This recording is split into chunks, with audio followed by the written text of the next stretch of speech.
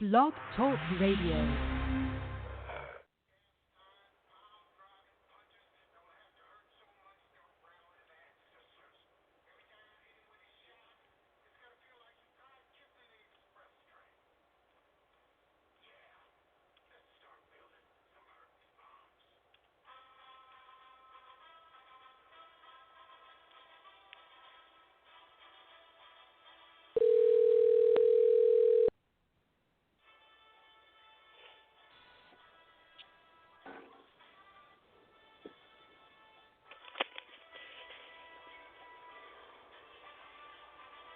When a silent majority allows their nation to lose its common sense, that nation is lost, and you are allowing them to take your country away from you.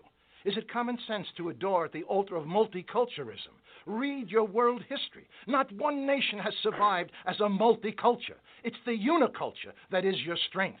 One country, one culture, one language. Is it common sense that 84% of the people want to make English the official language of America, but your majority political party espouses insanity, ignores the people, and says no? Is it common sense that 53 countries, mostly in Africa, have declared English to be their national language, and the party who declares we will unite you says press 2 for Spanish? Is it common sense to adopt your new national religion of diversity when the very word means disunity? We founded a country on similarities, not diversities. One country, one culture, one language. You cry out for unity, but is it common sense to continue to identify yourselves by your ethnicities and not your nationalism? White-America, Black-America, Chinese-America, Hispanic-American, gay and lesbian-American, the Black Caucus, the Hispanic Caucus, the Women's Caucus. You want unity? Change your language. Isn't it time, once again, we all became just plain Americans? Or is that too much common sense? Is it your new common sense now to stand up and cheer when a presidential candidate wants to hand over the health care system to that same government who has run Social Security, Medicare, Medicaid, and 12 other entitlement programs into bankruptcy? A government bureaucracy who can't run a railroad, your airports, secure your borders, or find 15 to 20 million illegal aliens. That same government that allows Islamic women to take their driver's license picture wearing a neck scarf covering their face because it offends their belief. What's next? Allowing the Ku Klux Klan wearing their hoods? Is it common sense to bankrupt the American Treasury? Fighting wars for countries whose silent majority won't fight for themselves? Your debt is now $9.4 trillion. Is it common sense to continue to give away $9 billion of taxpayer money to unfriendly countries in foreign aid, including $2 billion a year to Egypt, who votes against the United States 80% of the time in the United Nations? All this while your own inner cities crumble. 40% of your high school graduates can only read or write. The President committed the crime of obstruction. You could not publicly state that in your report or here today. Can you repeat the question, sir? You're going to have to repeat that for me. Can you repeat the last part of that question?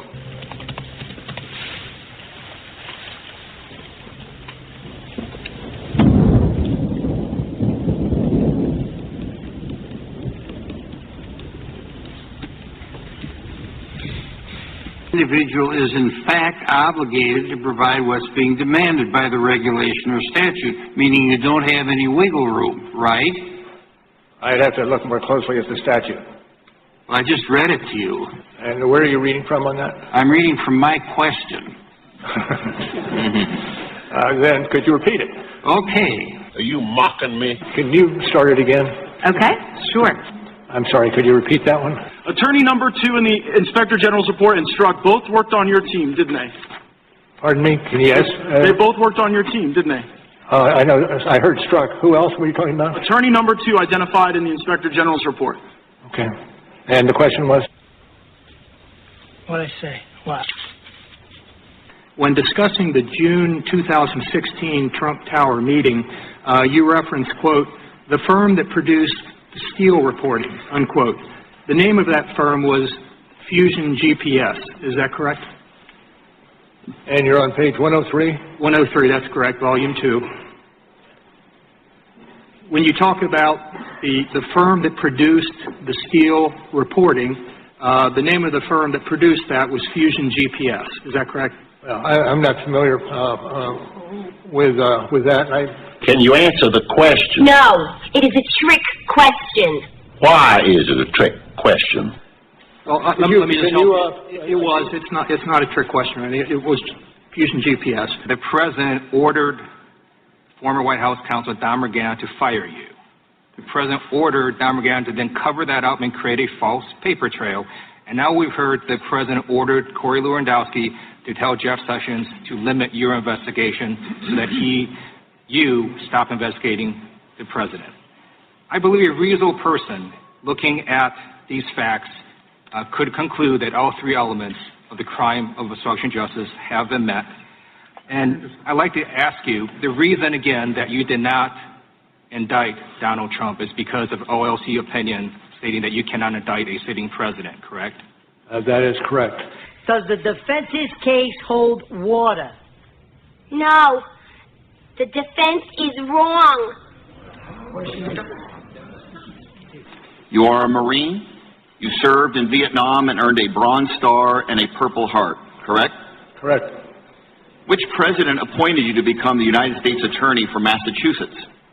Which senator? Which president? Oh, which president? I think that was President Bush. According to my notes, it was President Ronald Reagan had the honor to do so. Under whose My mistake. I'm finished with this guy. They love the crowd. Joseph Gibson podcasting here from Greensboro, North Carolina. Everyone loves the good old entertainment cartoons on CNN and Fox Fake News. Welcome to tonight's show, 7:06 p.m. from Greensboro, North Carolina. Yep. This is what concerns you people out there. You should hear you go anywhere out in the general public, the stupid, dumbed-down public, and this is what people are talking about. This nonsense. Now they got the impeachment inquiry. They're going after Donald Trump. And it's two sides basically. I like Trump. Well, Trump's pretty good. Yeah, he takes care. The economy's doing well. Well, I hate Trump. He's a racist. It's just this is what you people out there. I want to hear from people out there here tonight. What's on your mind? I mean. Excuse me. Is what really concerns you? Is this really what is important to you out there? The fake news out there and what they purport out there, is this what really affects your daily lives? This kind of nonsense? These people should be arrested. They should be arrested, like John said in previous shows. John from Mississippi. Hopefully he'll join me tonight. These politicians, it's just insane. And half of you don't know any of the facts at all what's going on. And this is Blog Talk Radio, by the way. And Blog Talk Radio usually has, and we can see the people in the chat room, the scumbags in the chat room. Of course, you got the same idiots that always appear into the chat room. They have nothing intelligent to add or conversate about except talk perverted, talk nonsense, talk stupidity. And meanwhile, our entire country is on the verge of a bubble burst here. The economy is going to crash, and nobody seems to notice. Nobody seems to care. Everything's going to be okay. Press the number 1 if you want to come on to the podcast here tonight. Phone number 657-383-0616. I don't screen callers. Everyone comes on 100% live. I take anyone and everyone. It's up to you what you want to talk about. Hopefully you will bring something of substance to the podcast here tonight. So I'm going to go up down the switchboard, and everyone that does call in, I don't hang up on you when you're done making your comments and thoughts. But I have to remind you, be respectful to the other callers out there that are waiting in line, because I've gotten some complaints here because we do get a full switchboard, and people want to talk, and they're not, and people just ramble on when they call in, and they don't have no respect for the other callers. I try to do a live, open platform here, but it's a lot of people, they want to ramble on and on and on and on and on and on and on and on, and not bring a specific point or talk about a specific subject that they want to talk about. Now, you can talk about anything. Now, people say, well, I ramble on. Well, I'm the host of the podcast, and this is my show, And I try to turn it over to you all, but you guys don't know how to handle it. And and I'm going to bring Mandelicon on here also tonight. And we know Mandelicon brings the same speech, the Congo for the Bongo, the People's Revolution. And I'm hoping some of his cohorts tonight will call in and tell us about this People's Revolution once and for all. This People's Revolution. And how this People's Revolution is going to achieve its goals, and exactly what are the goals of the People's Revolution. Now, when I bring Mandelicon on, I don't want to hear I'm the greatest judge, the greatest man, I will not be questioned, and rat-a-tat-tat-tat, and what's the other one there? Tyrone Pinocchio Thompson, and all the same other crap that's been said here on this show many times over and over. Okay? I want to learn and hear about something of some substance here tonight. So can anyone add that? And we can bring on Chewbacca there from the Black People's Revolution, the Black Panther Party, if he wants to come on. But again, the language here. It's my show, my rules. Okay? And I don't like foul language on this show. Now, some people may say it by accident and slip up. Okay. But when it's constantly filthy, dirty talk comes out of your mouth, I'm going to hang up on you. That's it. Okay? If you can't have an intellectual, civilized conversation with each other, then there's no, go someplace else. Go to Tony Gaga's show. Go to that stupid, filthy pig's mouth. Okay? Go to that dumb show on Blog Talk Radio. Go to Dr. Pat Holliday so she can talk in tongues and heal you with magic baby oil. Go to all these other shows out there that just talk total nonsense. Don't come on here with baloney. Don't do it. Okay, John Son, you're first. And then we'll go down the line here. Everybody gets a chance here on Blog Talk Radio, understanding the times in which you live in today. John from Mississippi. Go ahead. The floor is yours, sir. Hey, how you doing, Joe? Hey, I want to do something a little different tonight. I want to play a little clip here. It's about statism, the religion of statism. It's 12 minutes. If you can give me 12 minutes uninterrupted, I'm going to kick it on now. You all enjoy. Listen closely. This is a very good clip. As long as we can hear it clearly, John. As long as we can hear it. Quite simply, a statist is somebody who believes in having a state. Basically, anybody who wants government is the exercise of authority over a people or place. And that is basically the right to rule. It's not just the ability to control other people, because most people have that in one way or another. It's the right. It's the idea that certain people, it's legitimate for them to forcibly control others. Belief in government is a purely faith-based, indoctrinated belief. It doesn't actually make any sense in practical terms or in evidence or in logic. For years, I thought it was a really good analogy to compare government to religion, and only a few years ago did I realize it's not an analogy. It is a religion in every way. It has a superhuman deity, government, that has rights that mortals don't. It isn't restricted by the rules that apply to mortals. It issues commands, and if you disobey, you're a sinner, and you deserve to be punished. The faithful, the true believers, they have great faith in these bizarre rituals, elections and legislation and appointments, and they dress up and then they say, ta-da, now I represent government. I know I just look like a person, but I don't just have the rights of a person because I represent the magical deity called government. And so I'm allowed to demand your money and boss you around and hurt you if you disobey me. I'm acting on behalf of government, and it has commandments called laws. And these laws aren't just the threats of humans. They are decrees from something superhuman. And so all you good people out there should bow to this deity. And if you want the world fixed, this is what you pray to. And we give you certain rituals of how to pray to it and when you're supposed to pray to it. And pray to the God to make the world what you wish it was and to save you from all the uncertainties of reality. The doctrine people are taught is just patently absurd. And a bunch of examples of that are like consent of the governed. There isn't such thing. If it's consent, it's voluntary. If it's being governed, it's not. The actual given excuse is, we have the right to rule you because you decided we did, even if you didn't vote for us, and even if you oppose everything we do to you. And, well, they represent us. Okay, they represent us by doing a lot of things that we don't have the right to do. And they represent us by bossing us around and taking our money. Like, I bet if I went to my neighbor and bossed him around and took his money and said, I'm representing you, he would say, what? What a stupid thing to say. To me, the most insane is, we are the government, which you hear everywhere.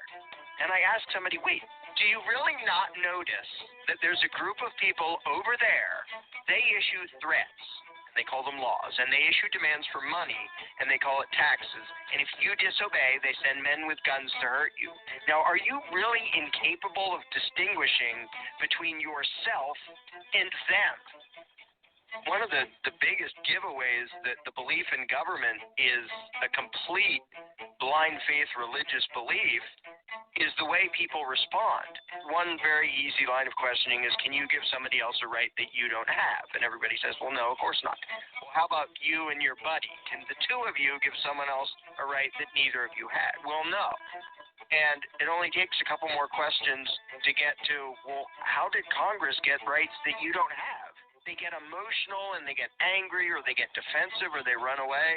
They didn't come to this belief through reasoning and evidence and logic. They came there by having a blind faith belief smashed into their heads, starting before they could even talk. It's just something they were taught to believe, that there's this thing called authority and that it's allowed to do things that human beings aren't, and that people have an obligation to obey it, to the point where, yeah, it's some people, they weren't gods or anything, some people wrote down a thing on paper, and then they called it legislation, and they did certain rituals, and then people go around saying, well, this is law. Most people literally feel physical discomfort and fear at the thought of disobeying anyone in authority. Most people can't say, no, I'm not going to do that, because it goes against their years and years of programming and indoctrination that trains them to think, if you do as you're told, you're good. If you don't, you're bad. And that's the message of school, and that message gets pounded in people's heads. Students are taught over and over and over and over again, every stinking day they're in school, that the measure of your virtue is how well you obey authority. The whole approval-disapproval thing. The one thing you learn in school is, if you do as you're told, you get approval and reward. If you don't do as you're told, you get disdain and condemnation. They'll make sure everybody knows you're a bad person because you didn't do as you were told. The belief in authority leads everybody, good people, bad people, everything in between, to advocate and do things they wouldn't otherwise do, bad things they wouldn't otherwise do, including cops, because the cops really and truly believe that they have the right to do things that I don't have the right to do and you don't have the right to do. The only reason most of them do what they do is because they believe in authority, and they really believe that legislation gives them an exemption from morality. So that when they do something and someone says, hey, what you're doing is bad, hey, I don't make the law, I just enforce it.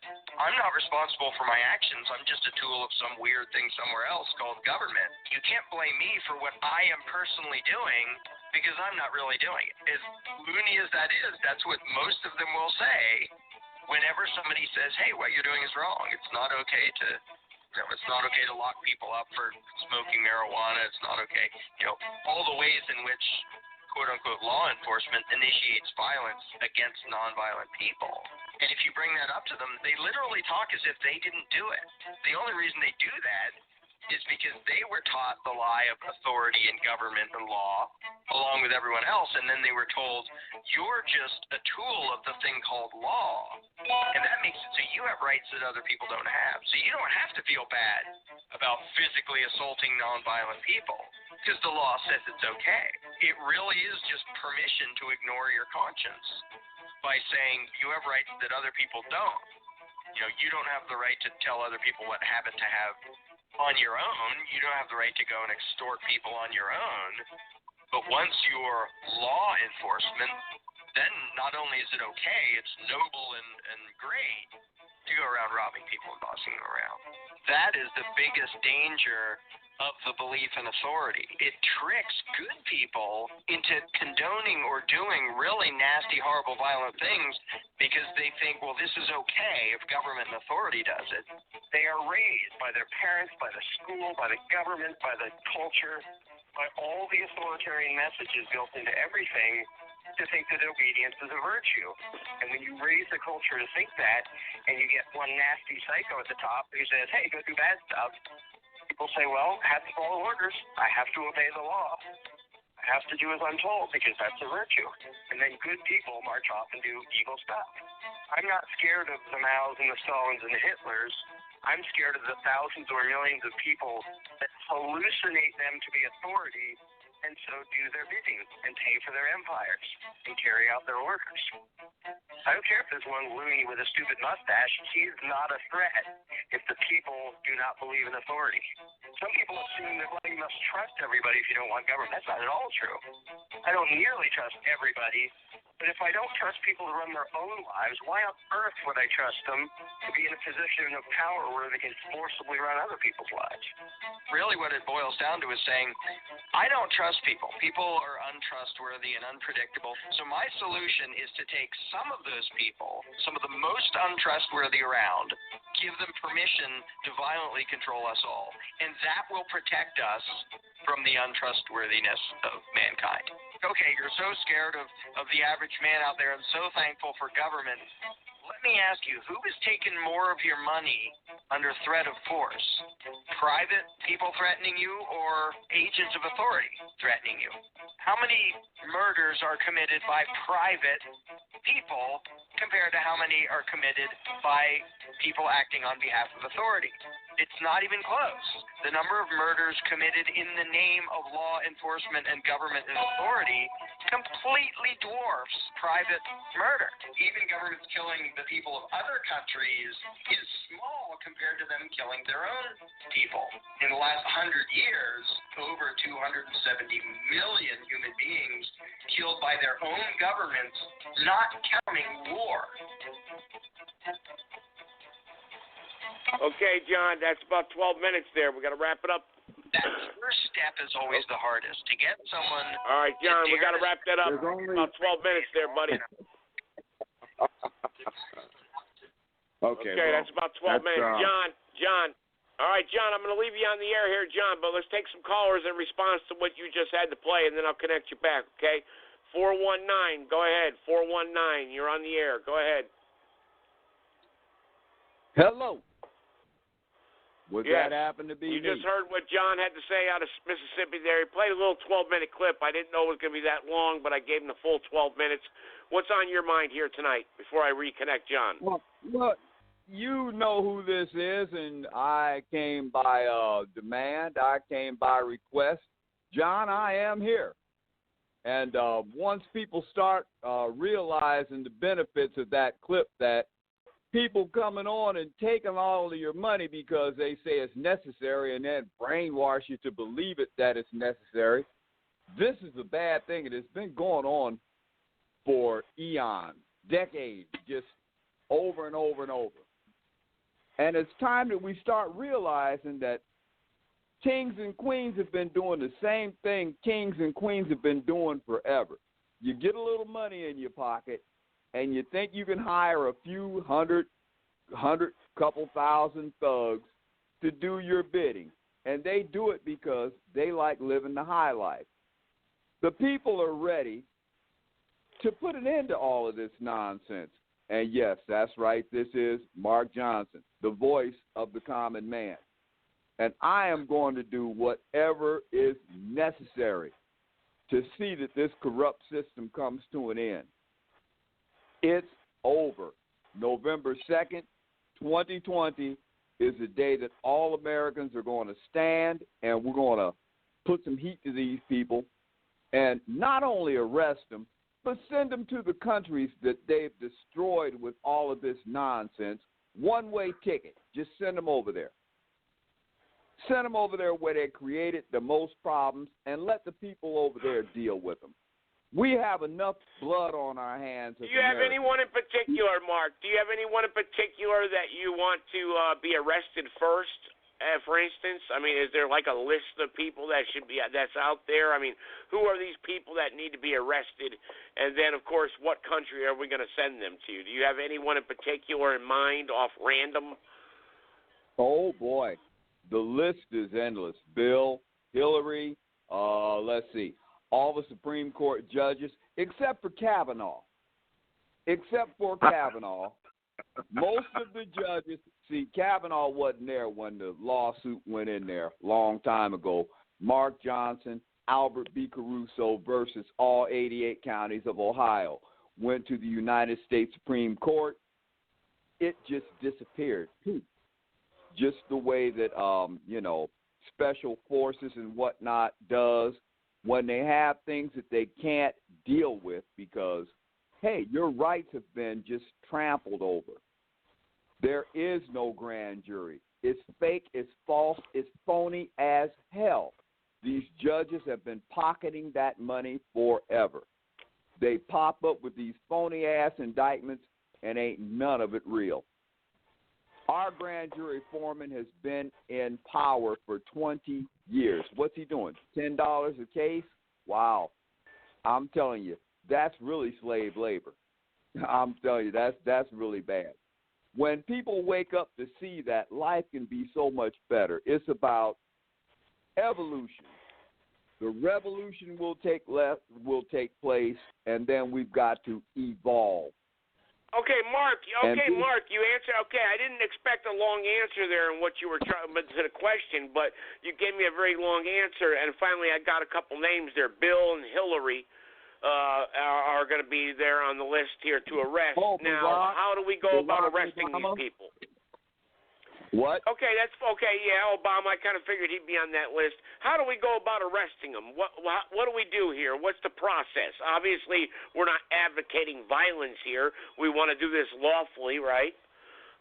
The best way possible. I mean, you're out here saying November of 2020, all this is going to take place. 2020, yeah.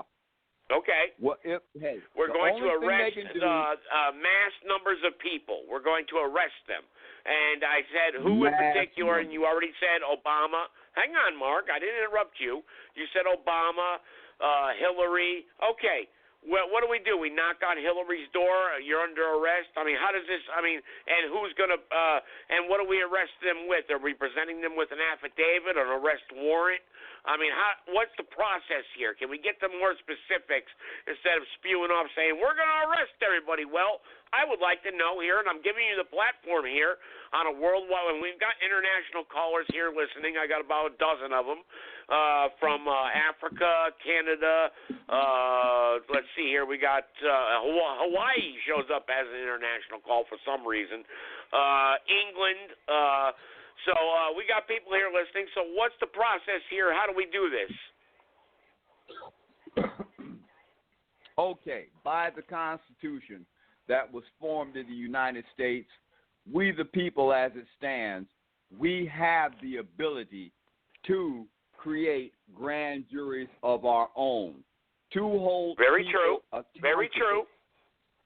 Very true. We have the process to hold people accountable for acts that we think they have committed, and upon consideration of the facts presented by the people, they will be taken into custody.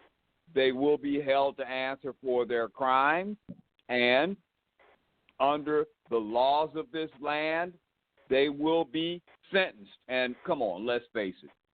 The crap What laws? What laws, though? What laws? Because wait a second here now, Mark. I'm going to play. Hang on now. Now I'm going to get into a little discussion with you, hopefully heated. What laws? You just said earlier all the laws that are created by these criminals are unconstitutional. So what laws did they violate? Can you get into more specifics on this? What laws are we going to enforce this under? The Constitution? Mark, can I answer that question for you? Uranium one. Can I answer the question for you, All Mark? the people that. What's that, John? Hang on, Mark. You got John. Hang on, Mark. You got John on the line here with you. Can I answer the question for you, please? Yeah, I'm aware of that, yeah. Go ahead, speak, folks. Go ahead, John. I'll wait. Go ahead, Okay. John. Under the Constitution, the supreme law of the United States of America, we the people, okay, have the authority to arrest our government officials.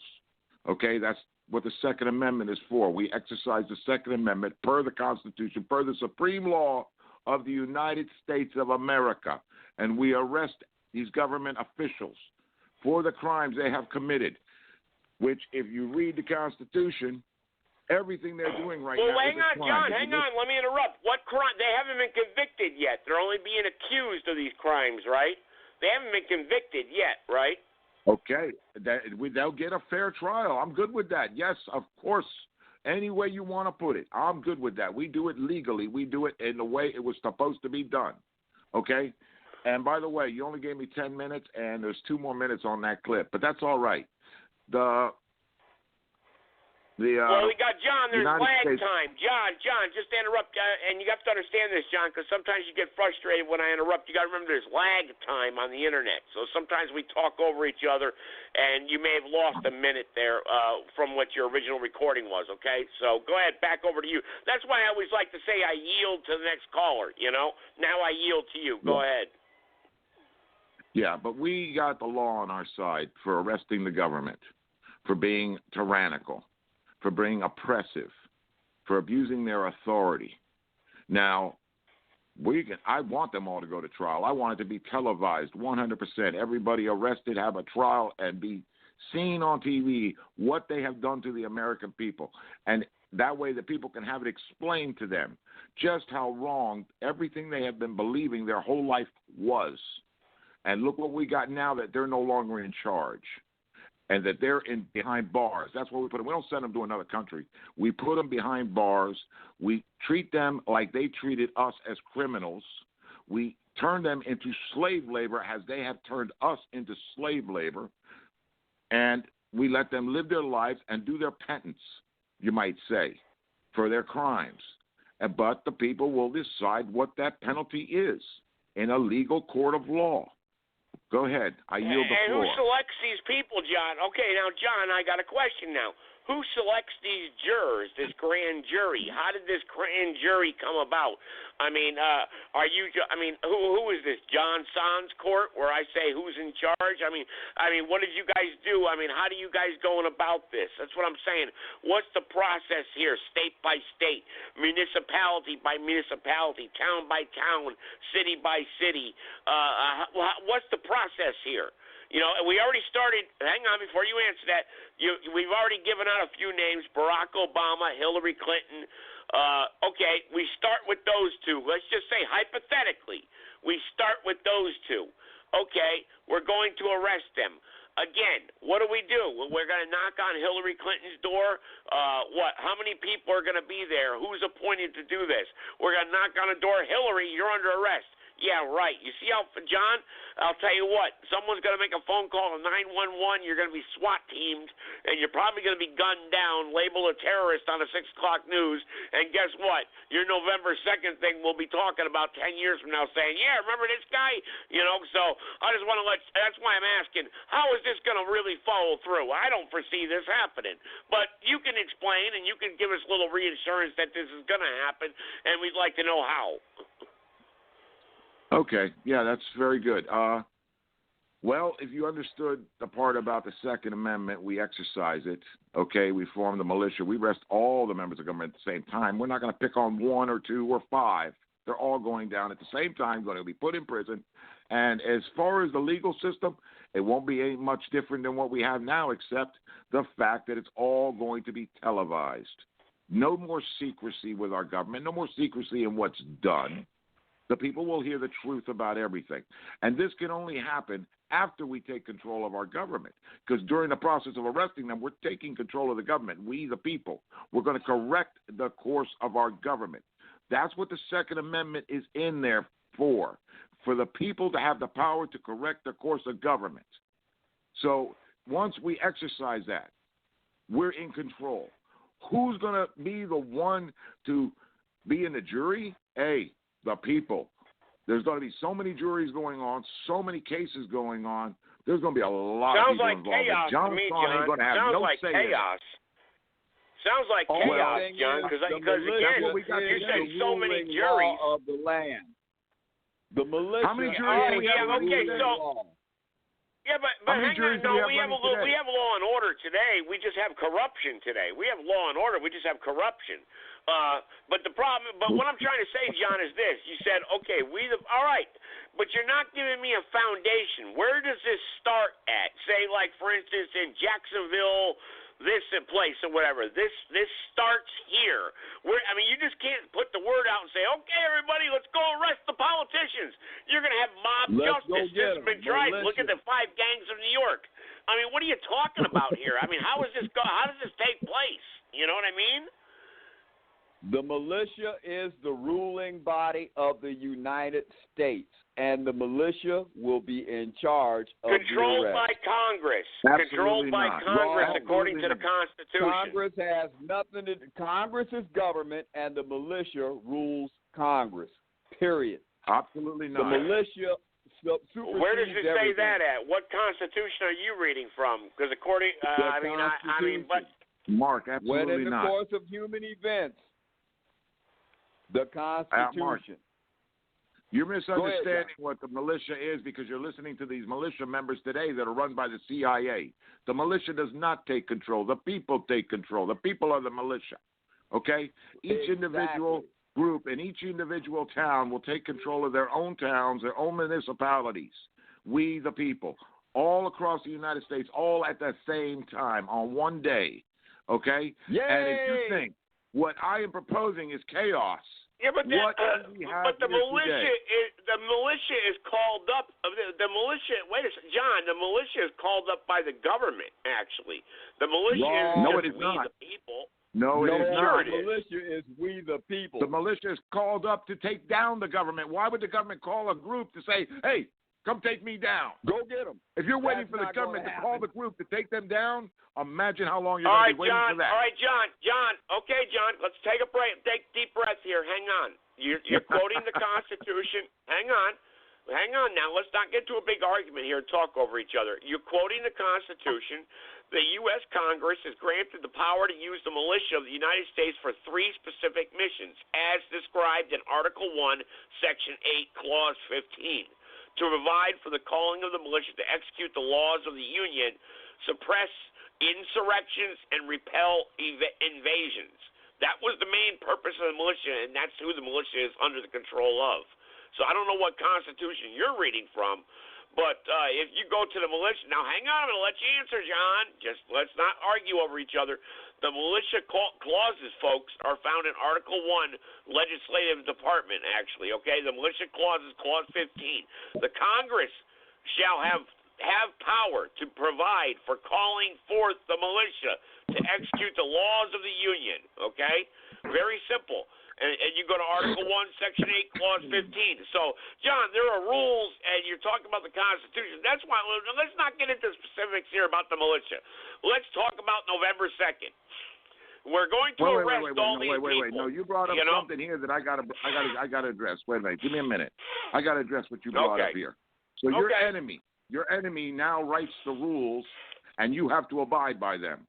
You know what? You've already lost no matter what you do in life, okay? Because if your enemy can tell you how things are going to happen and what you are to do and how they are to control you, and you say, yes, sir, okay, sir, that is your enemy writing down those clauses that you're talking about. That is not the Constitution of the United States. That's the Constitution from 1871, written by a terrorist government. Okay? 1871, no, that's the corporate Constitution. The organic Constitution, only the words were changed, John, to create a corporation. But anyway, John, again, we got a bunch of callers on the phone line here tonight, so we do. You don't understand. So, you have no understanding of militia. Okay? If we waited in 1776, in 1776, if we waited for Great Britain to say, okay, it's time to form the militia and take us out of here, do you think we ever would have gotten Great Britain out of this country?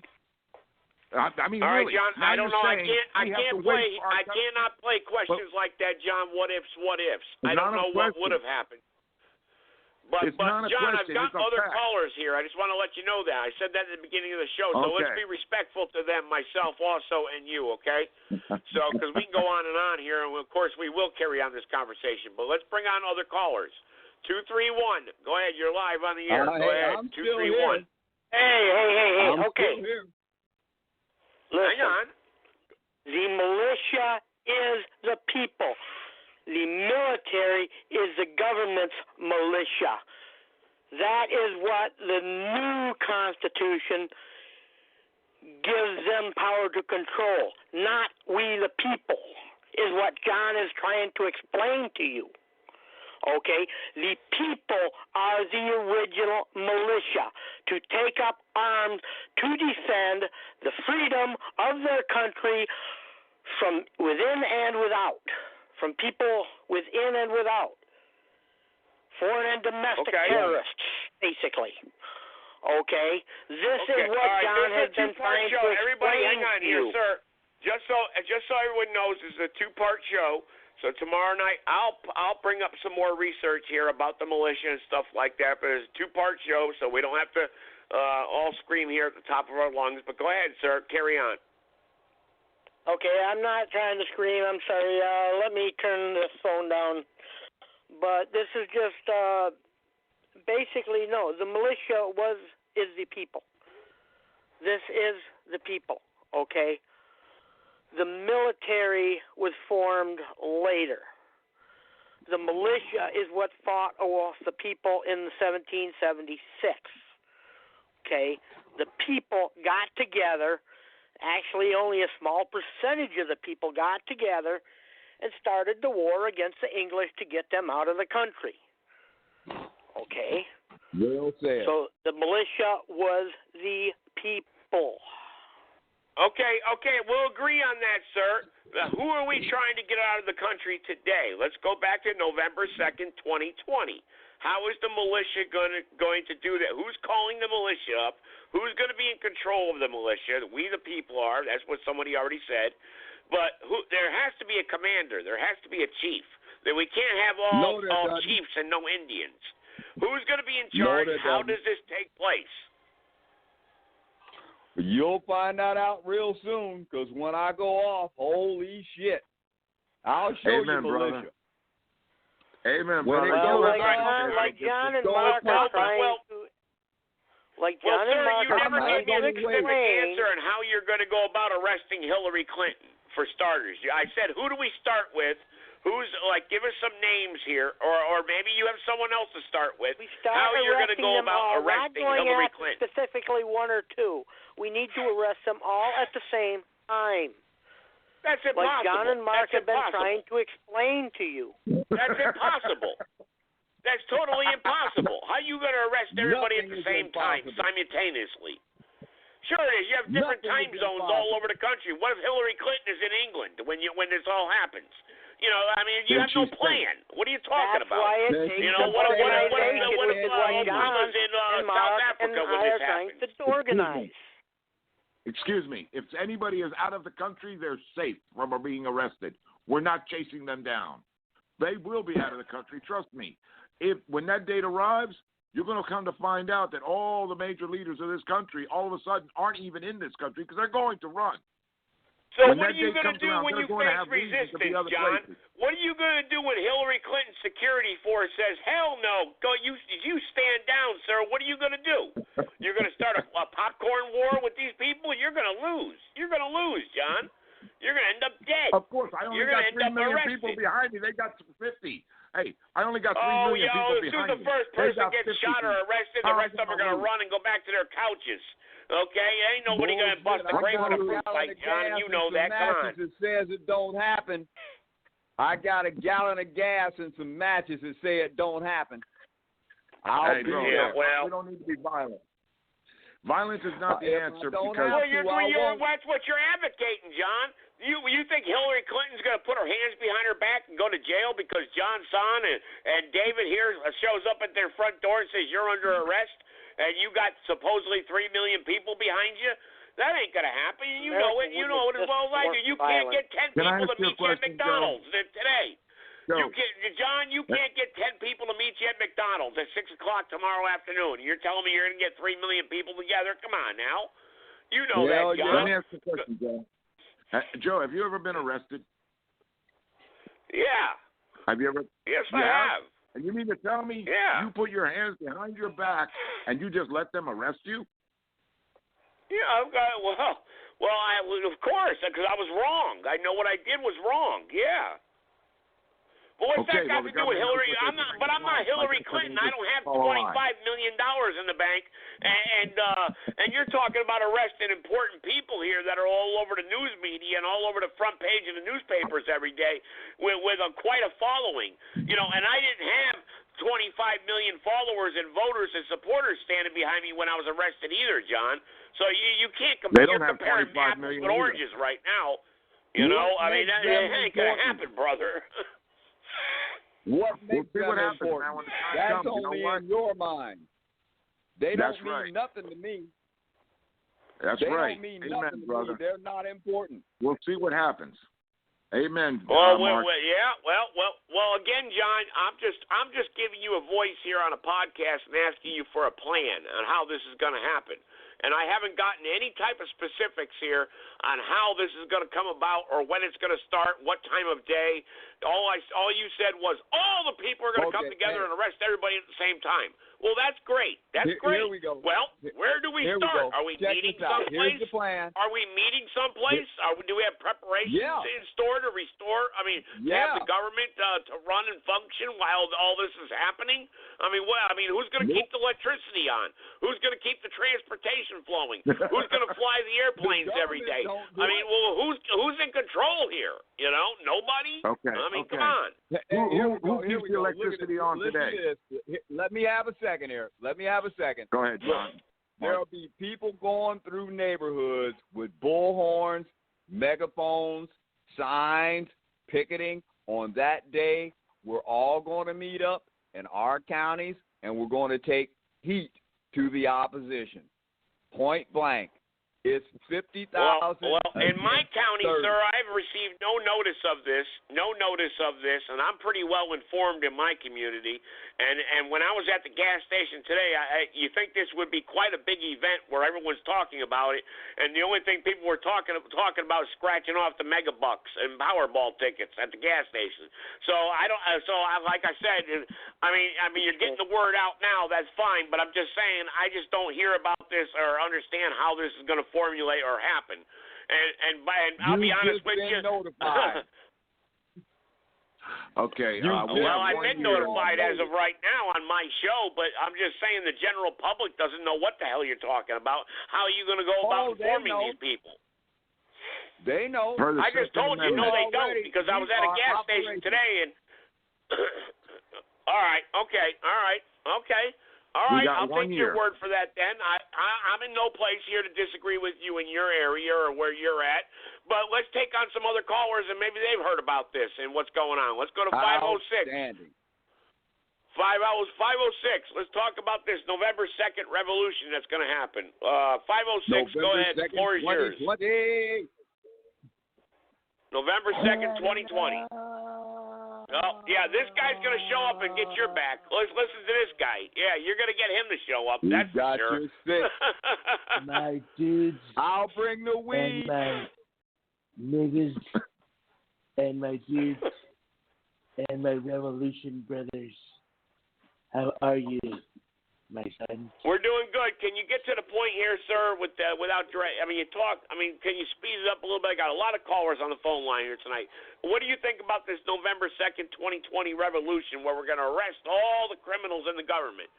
All on the same day, all at one time, same place. We're going to arrest them all at the same time. What's on your mind here? Let's talk about this. What do you think? Joey, what I think this is a big club, and you're not invited. All right, sir. All right. We're trying to have a serious discussion. I'll leave you on the phone line here. Let's move up the phone line. Everybody press the number 1 if you want to call in here. Let's go to, let's see, a private caller. Let's try a private caller. All Nope. All right, let me hang up on him.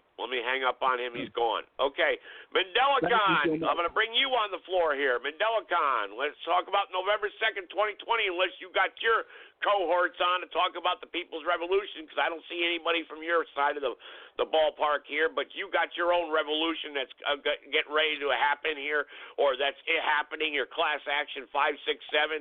And Mandela Khan, go ahead. What do you think about John and my other friend here that talk about November 2nd, 2020? We're going to arrest all the people, all the criminals in government on the same day at the same time. And how does the People's Revolution, Class Action 567, play into this at all? Maybe you guys can unite. You know, that would be something, because I don't see anyone uniting. But Mandela Khan, the floor is yours. Go ahead. Well, Ray Charles, Stevie Wonder, Helen Keller, and Jose Feliciano, you have eyes, but you can't see. Now, all power through the people. Under the total recall, which is the common law court of the matriarch, and the matriarch is Class Action 567. Class Action 567 is the judge. The jury is we the people, by the people, for the people, based on committee of one on behalf of the committee of the whole. That's the exigency. And the committee of one on behalf of the committee of the whole is the people who are going to serve, protect, and defend and provide for the people. They are all in one. You know, like all in one oil. We the people, by the people, for the people, of the people, on one day will be overturning the tyrants in the first 48 hours. Now, from John's estimation of where it came in, and I have to say, people have heard me for over 10 years talk about the day that the whole earth will stand still when we assemble in the Genesis 11 million people. By the time we organize the people to exercise the exigency, it will be 100 million.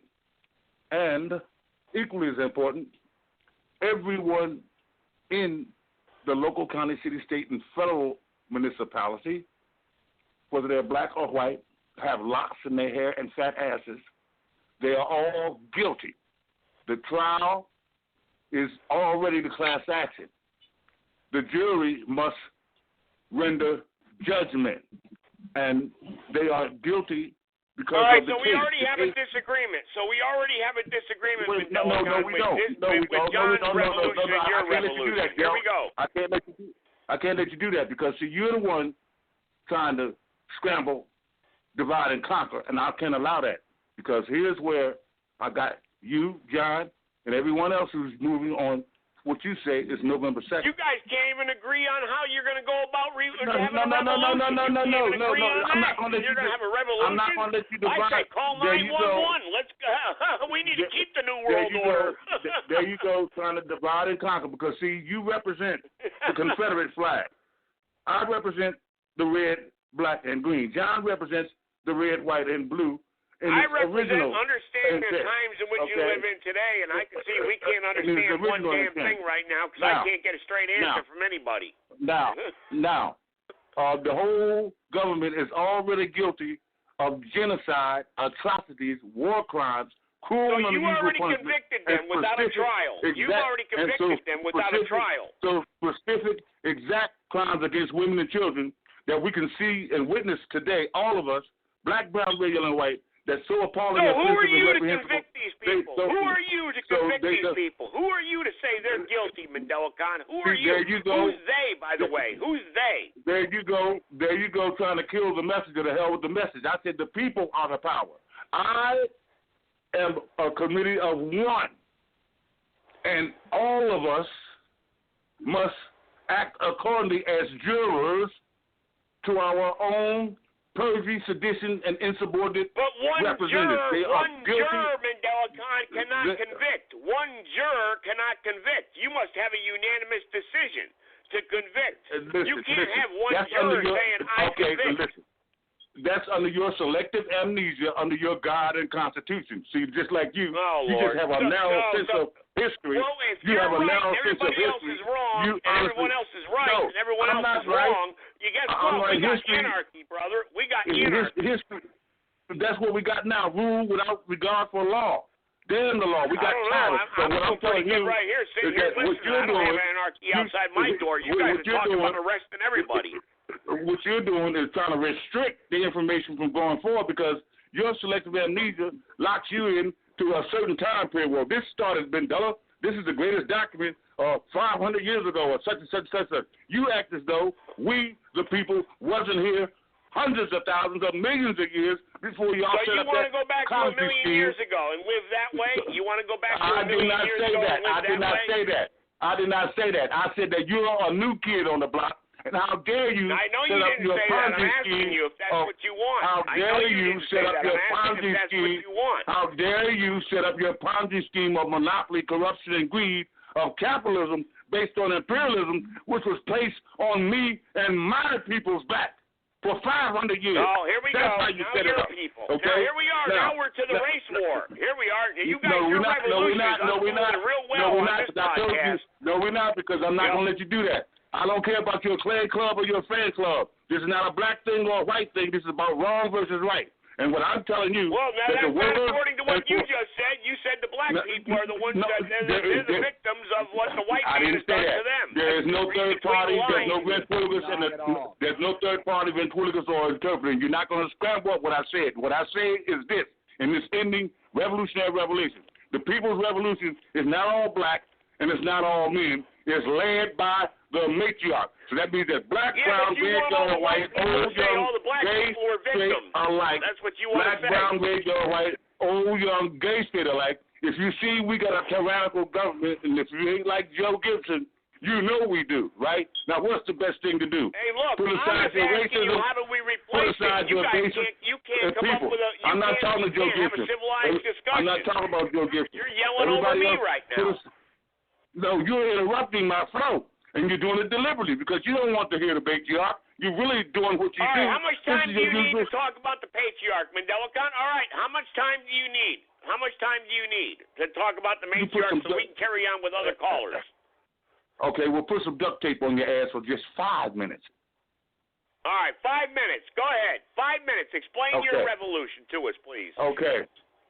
Everybody, black, brown, red, yellow, and white, old, young, gay, straight alike, under the Confederate flag in the red, white, and blue, throw that in the trash. Just like your Bible, Torah, the Quran, Hebrew Israelites, Moors, Muslims, and Christians, the people's government has nothing to do with religion, nor does it have anything to do with overlords and monarchs dictating, I'm God, I got the power of life and death over the world. I'm telling you, the people, by the people, of the people, we did not shoot, vote, go to school, or play our way into slavery and oppression. And I'll be damned if that Genesis is what got us in this. I'll be damned if we pray, shoot, vote, and go to school our way out of this. We are already the power, but we are divided. The minority is united in their quest, and many of them are black too. Inside of that system, it's the system that has to be destroyed. I'm not here to fix a system. I'm not here to tweak the system. I'm not here to get some bad white people out and put some good black people in, because I know that the system itself is rotten to the core. So I have no intentions on getting Joe Gibson out and putting Mandela Khan in. You're going to have the same thing. You'll still have no friends, right? So what I'm telling you is that from Maine to Florida, Washington State to California, from the UK to the University of Kentucky, then Joe Gibson, you can say the Congo to the Bongo, but don't rule out them other 6 provinces, because that covers the whole planet. Class Action 567 takes it out of your black nationalism, Shabaka. Class Action 567 takes you out of your white nationalism, John and Joe. This is not what we're talking about here. I'm talking about the Creator that brings in live and let live in one love, and that has an original source. That was before you came in with your Big Bang Theory, your bombs and your caterpillars and blue smoke and guns, and forced by decree people to submit to the tyrant power of machines. And the power of the mind is greater than any machine. I don't have a knife or a gun. My weapon is my tongue. And like Joe Gibson don't like, I'm going to rack that on the ass of injustice until victory's won. I'm just one voice shouting from the mountaintop. I'm like Edward Snowden. I'm the real whistleblower, whistleblowing for freedom, justice, and total independence. And we are going to have our way. So with John, I have no disagreement with John. Everything is good except that they don't have a political wing. In order to end the hostilities, to end the standoff, the political wing must declare victory. That's where the Committee of One on behalf of the Committee of the Whole. So this is not Mandela calling this. This is the matriarch. So whatever John Simon and his wing is doing, that's okay. But the bottom line is that there's got to be a political wing for the transition of power to be so smooth that the services and goods that people are not getting because of the purchase selected officials, they're guilty of perjury, sedition, insubordination, and treason. They're raping and pillaging and plundering the people's treasury. Taxation without representation is tyranny. We're led by a handful of tyrants, and they're already guilty. And the people will have court in the town square when they round it up. Everybody that's bought out, they're going to go to jail for life without parole. You told me 5 minutes. Now, see how you lied? That's why I don't trust you and your Christ and your Bible. God damn it. You didn't give me no 5 minutes. You jumped right in there and did your usual shit. I gave you 4 minutes. Go ahead. Take one more minute. Okay. Go ahead. Okay. Now, when I'm telling you this, how do we organize the people? With these gadgets, gizmos, and widgets, and all these laptops, these notebooks and things, we can first one person come out with their phone. The next person come out, call everybody, tell them to come on down here. I'm organizing your asses in place right now, without coming out. If I said, let me call a meeting, and I spend $100 and get 1,000 flyers, do you know I might have 25 people at the meeting. But when I get on social media, shouting it from the mountaintop, speaking truth to power, how many people do you think are listening to this truth sound? How many people do you think are getting this vital information? And by the way, this is not a popularity contest. This is based on necessity. So I don't give a damn who don't like me. I don't give a damn who love me. I don't give a damn if you want to see me. That's not what I'm here for. I'm here to organize your ass to help you remember what you forgot or what you don't want to remember or what you refuse to recognize. I rest your case right there. Go on to the next subject. Okay, MandelaCon, yep. And as soon as you get 25 people in MandelaCon, after that, guess what? You're going to be sitting in handcuffs in a concrete box, okay? It's the bloodless revolution. You're not going to put that on me. This is the bloodless revolution. The FBI already visited me. The CIA already visited me. They can't touch me. All right, MandelaCon, I didn't interrupt you now. I shut up for the last minute there. I didn't interrupt you. Like I said, I'm making my comment. You're not going to get 10 people to meet you for coffee at McDonald's, even if you pay for it. Okay? And you're not going to get nobody to honor that Constitution or your Bible. So we just checkmate. Slam dunk, touchdown. Well, I don't know about that. But anyway, all right, next caller. Then we got John Son still on the line here. We're going to talk about it November 2nd, 2020. What's his David? Is that David out there? Is that David, John, that's with us here tonight? John, I didn't catch his name there. The one that we were talking about, the militia there earlier. Is that David? Is he still on the line here with us? Okay, David. I'm going to take one more caller and I'm going to bring you back on. Yeah, David, I'm going to bring you back on real quick. Let me take 619 real quick, and then I'll bring you back on. I just got to go by wait times here. Everybody has been waiting. 619, go ahead. This is Dr. Peter Ventura. How's everybody doing this evening? All right, no, you're not Dr. Peter Ventura. No, you're not. Let me speak, Joseph. Joseph, let me say something. Why do you keep insisting on telling the audience that I am not Dr. Peter Ventura? Because you're not. Goodbye. There you go. You're not Dr. Peter Ventura. You're not, okay? I know who Dr. Peter Ventura is. If you want to call in and give your real name, that's fine, but don't try to call up and pretend to be somebody else. And you're wasting my time, and you're wasting everyone else's time doing that crap. You really are. Okay, David there. Let's go. And John, you're still there, too. David, you first, then John, then I got some other callers here I want to get to. November 2nd, 2020, we're going to arrest all the people in power. I guess, now, can you define who these people are and what do you mean by power? What are you talking about, sheriffs? Are you talking about congressmen, the president? These people, what's your definition of power? City workers? People that are running garbage trucks? I mean, who's in power? I don't understand. Who are the people in power, David? David or John?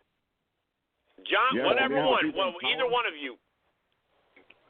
Our people in power are the United States government, Senate, the House of Representatives, the President, the people that run the CIA, the FBI, the ones that run it, the ones in charge, not the worker drones, the people in charge of every governmental system in the United States of America. And the other countries can do what they want on that day. I don't know how much power they have, if they have the ability to defend themselves or not. But in the United States, we do. We still have our guns. They're trying hard to take them, but they haven't got them yet. It's all good, man. You know, I don't need your approval or your understanding of what's going to happen, nor does anybody else. All we have to do is pass the word. That's what you call organizing, a well-regulated militia. We are organizing. So what are you going to do with November the people that disagree with you, John? What about the people that aren't in power that disagree with you? Are you going to arrest them and kill them too, or I mean, what's going to happen to those people? I don't understand, because it sounds like resistance is futile for what you're saying. And what are we going to do with those people? Very simple. Yeah. We're going to protect. We're going to free them. Okay. And we're going to protect them. Well, what if they don't want to be freed? Oh, that's what I'm trying to ask you, John. What if they say, get the hell off my property. I don't want you on my property. I don't want you in my neighborhood. I don't want, you know what? I don't want you arresting George Bush or Donald Trump. Get the hell out of here. What are you going to do with them? You're going to shoot them? You're going to arrest them? I mean, what, you know? What if they like working for Duke Power Company and they like going to work for the Federal Reserve notes? What are you going to do with those people? I'm not going to do anything with them. I'm not going to go on their property. Nobody's going to go on somebody else's property. That is a sacred place for a person, their home and their property. You don't violate that. Okay. Why so we're driving down the road. Well, John, in your country here that you want to put forward here, there's no laws anymore. Everyone has a right, as long as they don't do no harm to anybody. I don't know how you're going to enforce that, but I'm driving down the road in your new world here, your new country, and some guy smashes into the back of my truck. I can't call 911 because there's no police force no more. I can't call a hospital because nobody's getting paid to go be a doctor anymore because there's no more Federal Reserve notes. Who do I call? I mean, how do you organize this? How are we going to help each other out? I mean, because now we got to talk about what happens after all these people are arrested and the system shut down. What happens? Well, I think as a responsible adult and being responsible, first thing I would do is check and see if anybody is injured. If somebody is injured, then I would immediately call 911. I would get emergency services out there to help them and take them to a hospital. There is no more 911, John. You got rid of the police force. You got rid of the police force. There's no more police. You are a nut. Let me do this. Wait. Don't interrupt this. This is very funny. I never got rid of the operating system of the United States of America. It still continues to operate. We still work. Well, they're not getting paid. Do you think anybody's going to show up for work, John, if they're not getting paid? Wait. I don't interrupt you. All right, go ahead, John. All right. Okay, go ahead. We're not stopping the system that actually runs the country. Okay? We're stopping the people that are abusing the system from abusing us any longer. People that work in medical will still be working in medical just because they don't get a check. And instead of receiving a check, they get everything they want in life, which if you want the check instead, okay, forfeit the having everything you want tomorrow, and you can just take a little check and you can save up, and maybe in 20 years you'll own that home, or maybe in 60 years you'll own a home. Or, hey, here's a home, here's your gas, here's your car, here's everything you want. Do no harm, respect others, follow the rules of the law for the safety of the people. I mean, you know, hey, it's your choice. Take it like you want it. You want the chaos we got now for government? You want the abuse we got now for government? Fine, man, you can have that. Come see us. You want to be a slave? You really want to do slavery? Okay, good. Here, you own this man now. We'll give you to somebody that wants a slave. If you want to be a slave, but you John, can be a slave. Okay, John, can I interject now? Go ahead. Okay, John. That's all well and fine for responsible, moral people like yourself who believe in a system where we can all get along and whatnot. That's fine. But what about the people who who just want to abuse the system and take advantage of the system and don't say like, they pull up to a gas pump and they say, I'm taking all the gas because I want it because it's mine. What about the people who want to hurt other people? There's people out there that are not good people. There's people out there, and you can't deny that, John. That's our government that wants to hurt people. And for the most of us, we just want to be left alone. Absolutely. Yeah, but that's not but you're not answering the question, though. There's a lot of people out there that won't react that way. There's people out there that are not good people, and even if they don't, and there's a lot of people that don't hurt other people. They're just selfish, greedy people that'll walk into a grocery store and say, hey, everything's for free. I'm going to take it all. You know what? Because I'm a selfish, greedy bastard. No, they won't. They won't take it all. No, they won't, because they will get used to the fact that the shit's going to spoil and they got to get rid of it, and it's messing their house up. They're not going to take it all, and they can't. Oh, that's not true. You ever hear of a hoarder? That's not true. You know that. Come on now.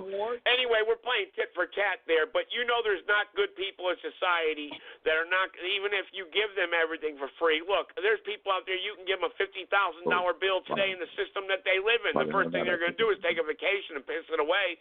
But what I'm trying to say, we're talking masses here. We can't take out individual cases and situations, but with those individual cases and situations, they're going to bleed over to the masses. So we arrest all these people that are in charge. Okay, who presides over their trial, their court hearings? Where there is no need for one. You're creating a boogeyman. Oh, it's going to be chaos. Oh, there's not people in Afghanistan that want to come over here and kill you just because you're an American right now? I mean, who protects our borders? No. What about our military? There is nobody in Afghanistan that wants to kill me. You don't think the Chinese government over there hates America and wants to come over here and kill Americans? Because we never bombed China.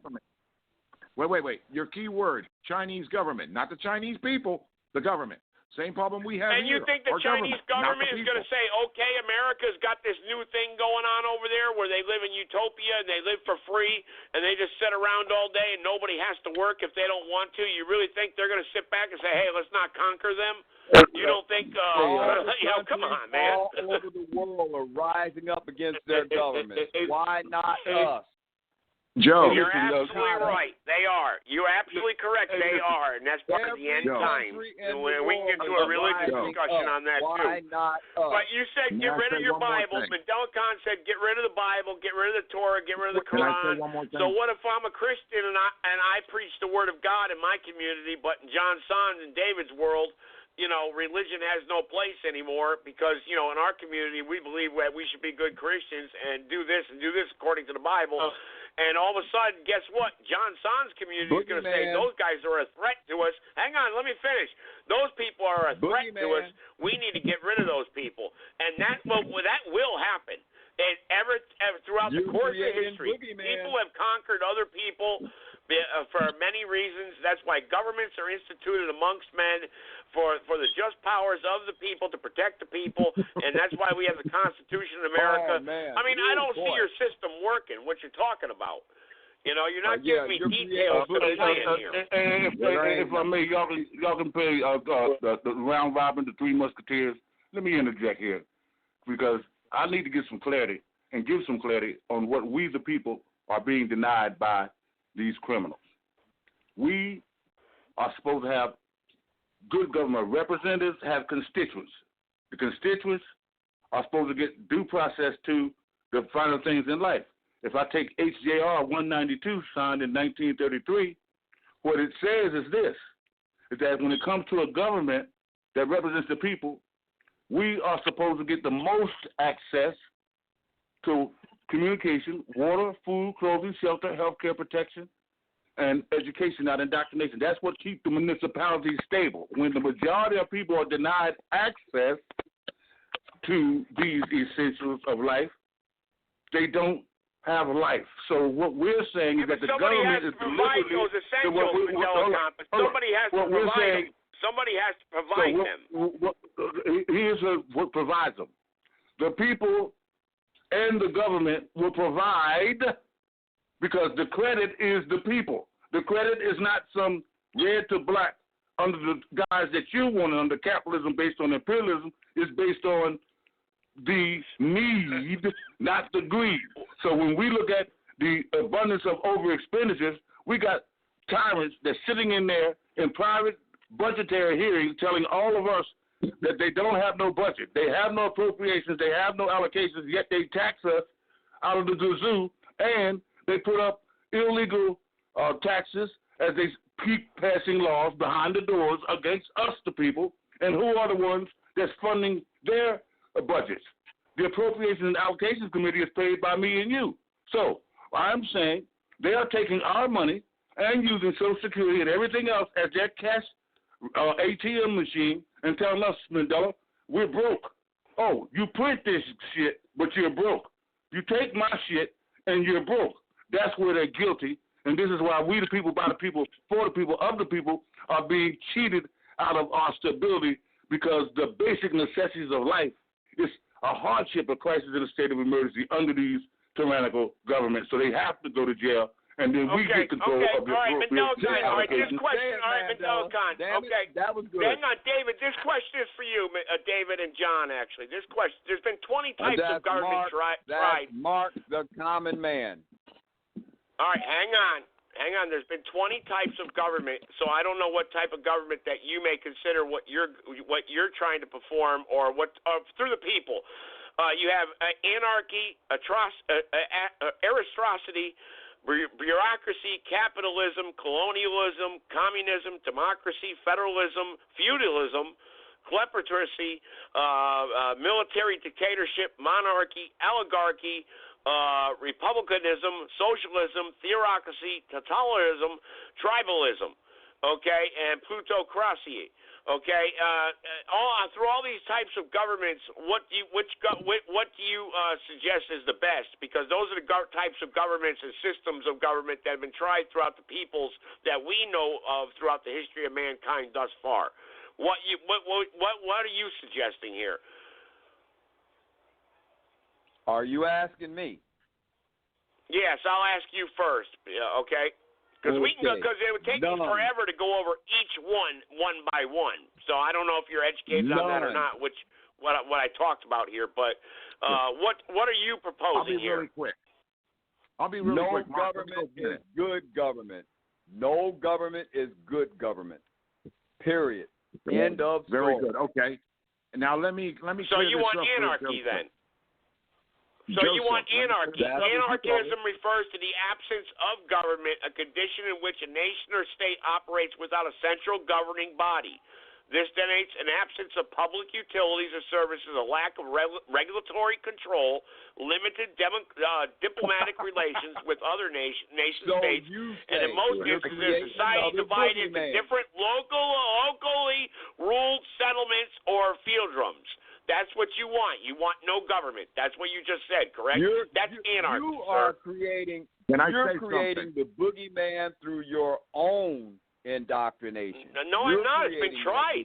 It's been tried. Anarchy has been tried. Has it been tried here? Well, I remember anarchy. Okay. Will you allow me to answer the question without interrupting? Will you allow me to answer the question? A real-world example following the outbreak of Civil War in 1991 and the toppling of dictator Saad Barre. Somalia entered into a state of anarchy. That was in Somalia. The nation splintered into various autonomous regions with tribal warlords claiming authority over territory.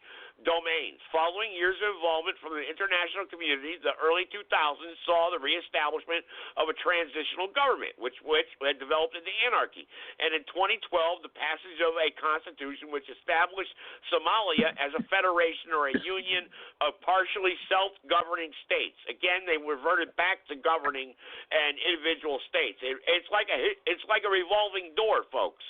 And I'll go back to what I originally said. In 1991, the toppling of a dictatorship, Saad Barre, of Somalia entered into a state of anarchy, okay? If you go back and look up that part of the world at that time, they developed what?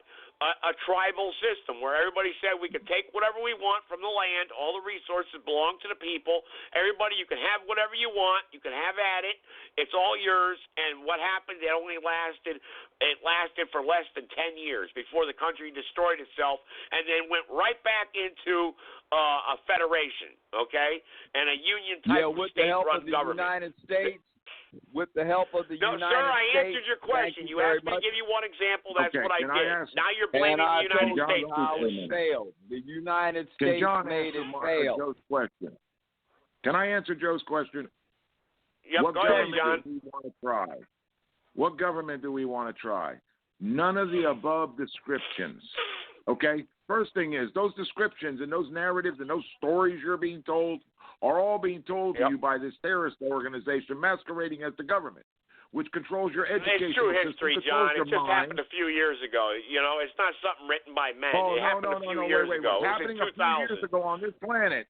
What's happening a few years ago on this planet? Eyewitness accounts, was not John. controlled by the Rothschilds, you're telling me. They did not control it 100%. Our CIA. Well, we can go back before the hang on, John. We can go back before the Rothschilds if you want. You want to go back to ancient Greece? You want to go back to Erythrosy? You want to go back to ancient Greece?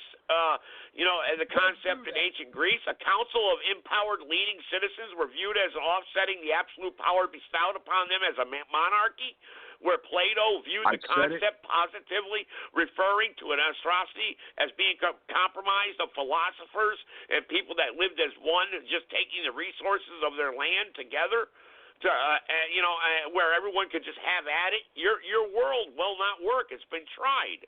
It's been tried. That's what I'm trying to tell you. I've been to Greece. And they kind of got it set up pretty damn nice over there. I don't know what Greece you're talking about. They got the worst economy in the world. They're in debt up to their eyeballs to Italy and the European Union. I don't know what Greece you're talking about. But anyway, let's get back to November 2nd. You want to talk about debt? Crap. Nobody comes close to debt like we got it, okay? Don't even try talking about debt. We do have other callers on the line, folks.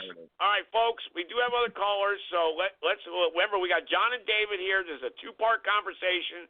We'll continue on again tomorrow night, but we do have other callers here. Let's go to 469. 469. Welcome to the podcast here, 469. Go ahead. How you doing there, Joe? This is Clay. I'm doing all right there, sir. Go ahead. What's on your mind here tonight? We're talking about November 2nd, 2020, a revolution to arrest this government and all its leaders and the people that have been taking and stealing from us for a long time now. And John and David are here saying November of 2020, you're going to use our Second Amendment rights to arrest Hillary Clinton, Barack Obama, and all the other leaders around this country and arrest them and by grand jury force. Go ahead, Clay Douglas. Go ahead. The floor is yours. That's never going to happen. That's never going to happen. Nope. Because tell me about the banks, the banks, the people that run the central banks, they're the ones that run the country. Now, if you want to learn more about what I think, you could go to my website called freeamerican.com.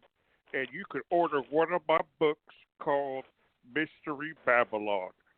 Now, that is an autobiography about myself, but also about the New World Order. Okay. All right, Clay Douglas, that's fine. But, again, we're getting back to me. And we can't even agree on a revolution here tonight and how we're going to go about a revolution. We're arguing with each other because everyone's got the right way. And just think, if we get what system we have, hang on, John, you're next.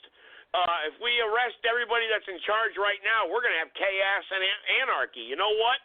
I'm not scared, but in a way, I'm a little bit worried. I'm a little bit worried about this new system these guys are proposing here. You know what? I kind of like my sheriff's department now. I don't want these people coming around telling me that nobody works no more, everybody gets everything for free, because I'll tell you what, I know what happens when that happens.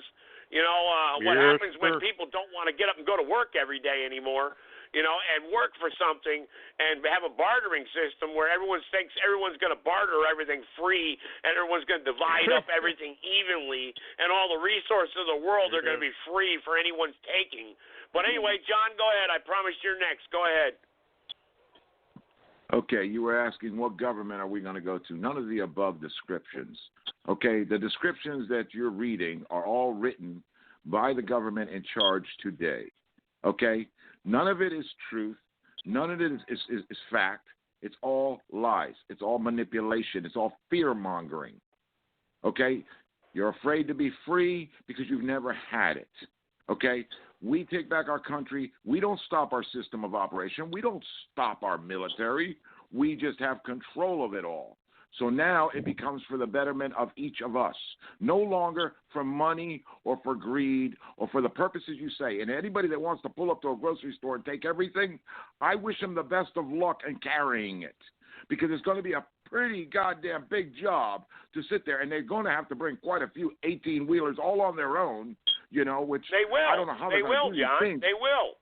They will. If they know everything for free, they will. They'll get 10 of their buddies. It's going to take everything from us in the world, all by himself. And everybody's going to stand by and say, oh, go ahead, sir. You're free to take it all. Well, that's where you have anarchy, John. That's where you'll have anarchy. People will stop them. You're absolutely right. But who are you to stop this man from taking what he wants? The way I see your mentality tonight, dude, I want to do nothing but hang up on you. I'll be honest with you, okay? Because you're bringing up these scenarios that are just totally ridiculous, make no sense whatsoever, okay? And you're trying to make them like, oh, what if this happens? What if that happens? Well, what do we got right now? We got a terrorist organization terrorizing us all, that we're all afraid. We all have to obey. You got a law enforcement that obey me. Do what I say. It doesn't matter whether I'm right or wrong. I will shoot you. Do you understand this? Now I'm going to beat you just to make sure you never forget it. And that's what we have today. You're afraid to leave this and have freedom. I don't understand you at all. At all. Because I'm asking questions, John. Because I'm asking questions about scenarios that could and most likely very well happen. I'm asking how your system is going to stop this from happening. You're making up scenarios that can't happen. If the people are in charge, that means everybody is a police officer. No one person can come and walk over everybody. Nobody can.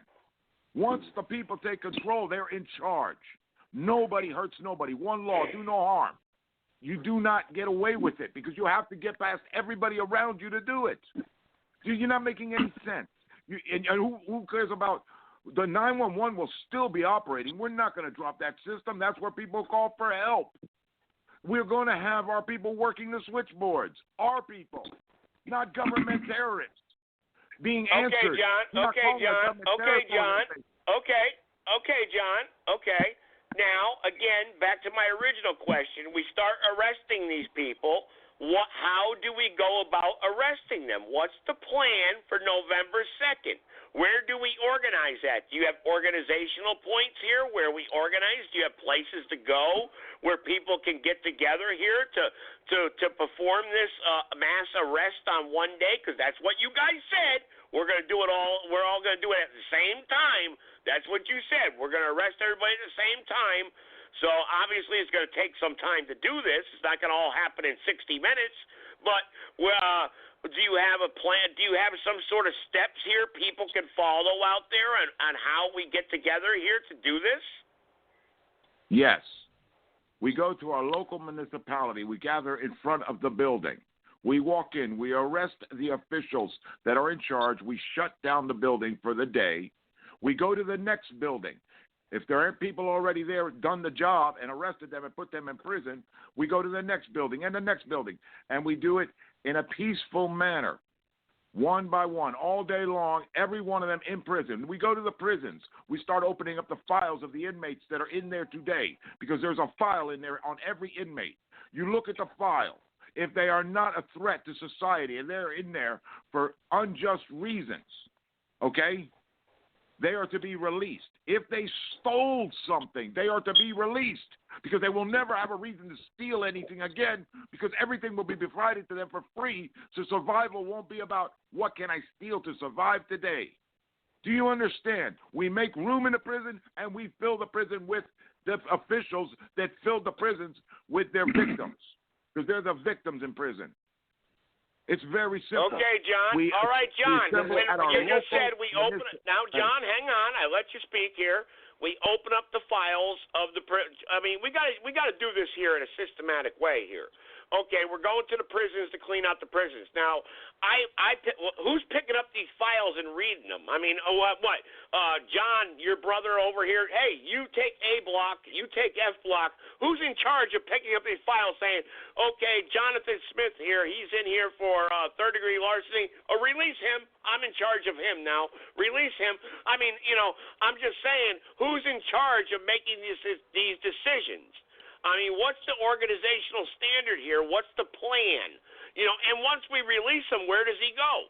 I mean, what do we do here? And now his cell is open. I mean, who are we putting in place in that cell? Because we're arresting a lot of people. How does the transportation work? How does the armory work? How does the food supply chain work? How does all this working? Because there has to be a system here, right? There has to be some sort of plan, right, John? The same way it's working today. Nothing is going to change as far as the system of operation except for one difference. You're not going to receive a paycheck at the end of the week, but you will, anytime you need anything, be able to go get it freely. That's simple, bro. John, this is the perfect world you're talking about, John. You pretend like I don't talk. You two friendly combatants, hold on for a second here. Let me jump in and say this. On behalf of Joe Gibson's argument, he says it'll be anarchy. But what we have is rule without regard for law, which comes from the legislature, local, county, city, state, and federal. The Blue Cross Klan, the police, they operate off the auspices of the representatives. They operate off the auspices of the representatives. And the representatives, they operate off of corporations and foreign governments. So, having said that, we know that the Blue Cross Klan is incapable of giving equal protection under the law. Matter of fact, we can clearly see that they're being judge, jury, and executioner right in the mean streets of America. So we know that they have been unleashed on the people for a specific reason to put fear internally in the people. Then we go to the Army, Navy, Air Force, Marines. Many people in this sector say they love the Constitution, but yet they don't realize that they violate the other nation's constitutions for sovereignty, integrity, dignity, and independence. How? Yeah, well, that'll come later, Mandela. That'll come later. We have to clean up our own backyard first. Here's why it's so important. Okay, here's why we got to clean up the legislature, you see. Because when we erect the corrupt legislators, then the police and army will stand down. No one will get on their Black Hawk helicopters, their aircraft carriers, and their submarines and go to any other country to only be there for democracy. No. That is for the corporations to vacuum out the resources so that all the goods and services can come back to America in this Disney world, this great adventure, where everybody can say, look, we got everything on the planet Earth. But where did it come from? It came from the rape, the pillaging, and plundering by your Army, Navy, Air Force, Marines, corporations, and CIA, who has to go in there and vacuum out the loot, the booty call. So let's just say, let's say, I know John doesn't like me using hypotheticals, but obviously, John, there are not good people out there. There are very bad people, even when you give them something for free and say they're free. No, see, you keep saying give them something for free. Hey, Joe, here's where you messed up. All the resources are free now. Listen, that's what you're saying. Mother Earth produces freely from the beginning of time to now. Mother Earth doesn't produce anything. Man goes and gets those resources of through commodities labor and stuff freely. How dare you and your cohorts say that I can set the price? Without blood, I can set the price. I can set the standard. I can. That's a damn lie. How do you think lions, tigers, and zebras, and flowers and trees who don't work, but they still get their sustenance? Okay, So don't tell me that Mother Earth don't provide. Animals, lions, and tigers work and hunt every single day. They work. The animal kingdom works, and they kill and be killed. Okay. All life forces of humanity deserve land and water, unlicensed. What you mean I can't fish? You don't have no license. What you mean I can't hunt? I don't have no license. Who the fuck are you? I agree with you there. You're absolutely right. I agree with you there. But at the same time, if man hunted freely, every freaking animal on the planet would be extinct. Okay, because man would kill all the buffalo, kill all the elephants for what? If I say that I'm getting ready to go, so if I say I'm getting to go to Salvador Hill, Rio de Janeiro, or Africa, where's your green card, your passport, or your visa? Where was yours when you came here and stole my shit? Did you have a visa, a passport, or a green card? All right, now we're getting into that crap again. Okay. We can go into every country and find out where what people believe where. John, back to you now. Back to you. I don't want to get into what tribes conquered what tribes, Look, America's America. We're here right now, and we're talking about cleaning up America. I ain't no American. I'm not no American. Well, if you're not an American, that's fine. You can call yourself a tree on, you call yourself a corn on a cob. I don't care who you are. The fact of the matter is you're here in America. Of course, I wouldn't call myself that.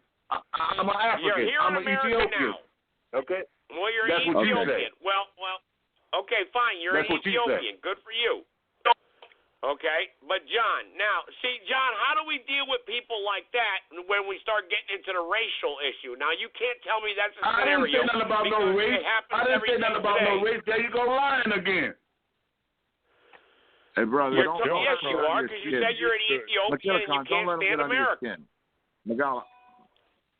Mandela-Khan, don't let him get under your skin. He's just trying to get under everybody's skin. Don't, man. I just have to give him the African ass whooping he deserves. No, I'm trying to get answers, John. I'm trying to get answers to this utopia that you want to create on November 2nd. I'll say it again. And what he wants is going to happen. And what he don't do on November 2nd, we are going to do in the spring and summer of FBI right before 2 days before the march on November 2nd. Okay, it ain't going to happen because the fact you can kill a revolutionary, but you can't kill the people's revolution.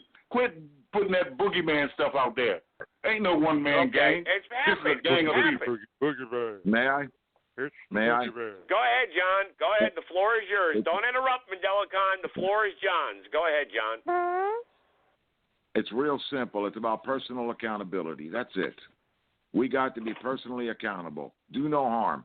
When it comes to killing off a species just for the enjoyment of hunting, you got to have personal accountability for that. We will have people that pay attention to what's going on. Let the people know, look, we can't do this because we're just annihilating a species, so we have to be respectful. We will have wildlife preserves because the people will want it, and they will make sure it exists. And we will protect species, unlike we do now, because there's no such thing as protecting a species today because there's too much money in annihilating the species.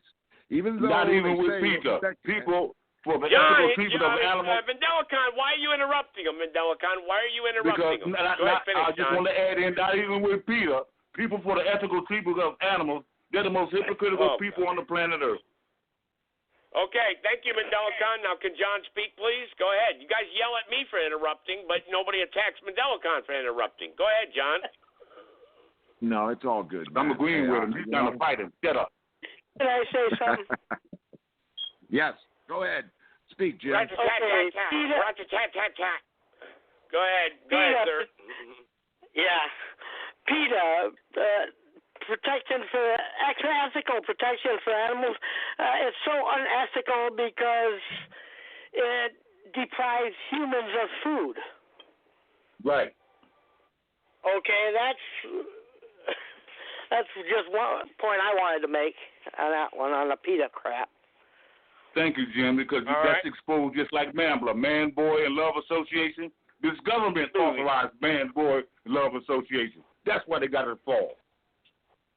All right. David, are you still there, David? Are you still there? I know David's been quiet for a while. I want him to get the floor for a few minutes. David, are you still there? David, are you still there? Is that David I'm talking to, John, that was on here earlier? Was that David or Mark? I forget. Mark Johnson, you got the floor. Speak. Mr. President, where are you? Mark Johnson's who you're trying to address. Oh, Mark Johnson. I'm right here. Mark Johnson, are you still there, Mark? We may have lost him. Hopefully he'll call back in tomorrow night. If he may be clogged up in the lines here. I got a lot of people on the line here tonight. I really do. A lot of people trying to get through. Hey, that Hawaii is me. Joe, that Hawaii is me. That Africa, that's me. Yeah. That's me, Joe. Okay, Mandela Khan, I can hear you, Mandela Khan, just fine, okay? I know you got a lot to say.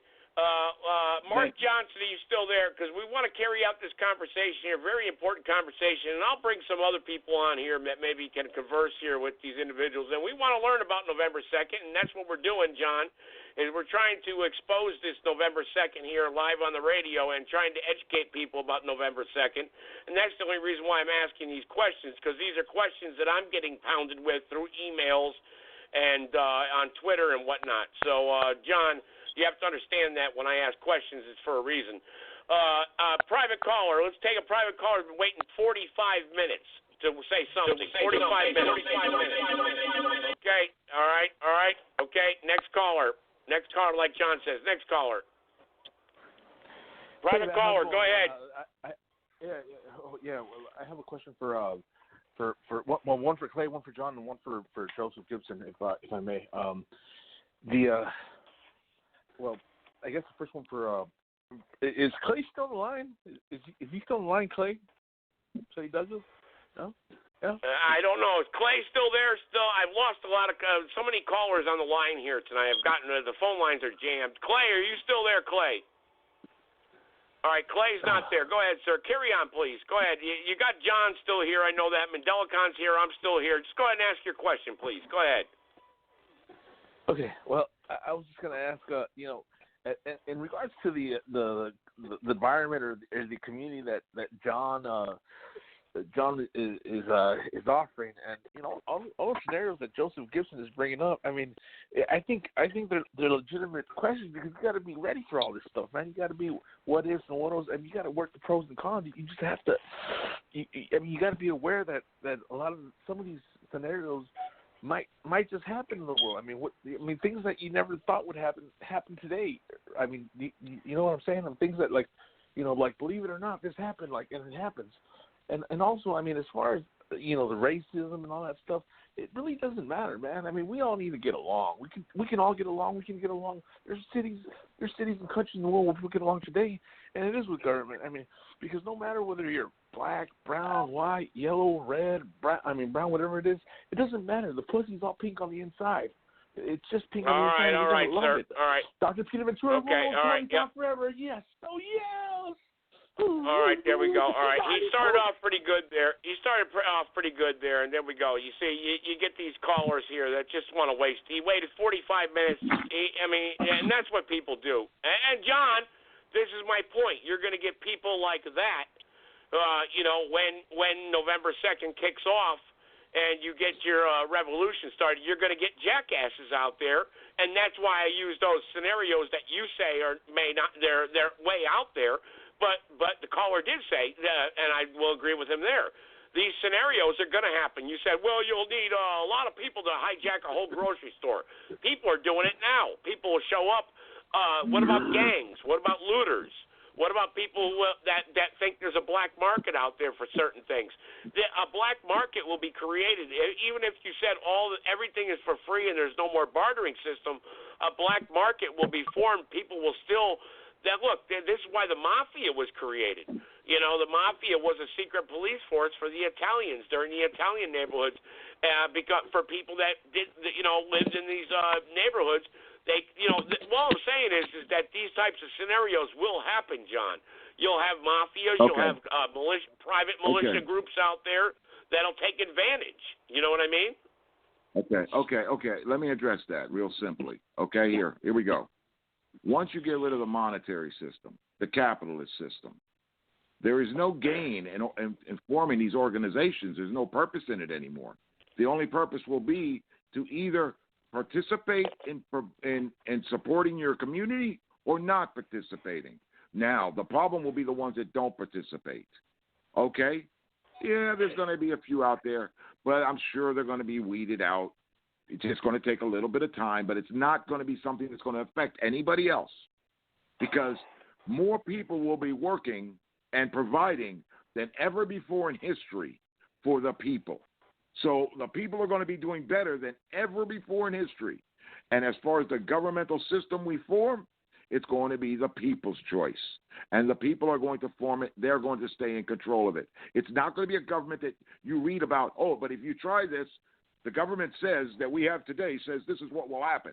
I'm not going to listen to that idiocracy because it's idiocracy, bro. Okay, you read these things that the government writes like if it's something that means something, and it's idiocracy speaking. And that's what I hear. That's what I see. Okay, you read their definition, their descriptions of things like, this is it. I know for a fact because my government wrote it on a piece of paper and are telling me, so I must leave them in charge and continue the course of government that we have today. No, I don't go for that. Free-thinking people is what we're going to promote. John. Okay, John. Now let me ask you, John. So for you, for instance, you're living and what you do for a living. You asked Dr. Leroy the other night what he does for a living. What do you do for a living, real quick?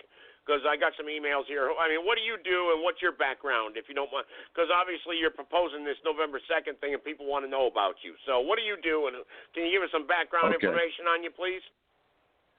I guess the best way to describe what I've done most of my life, I've been a builder, carpenter, plumber.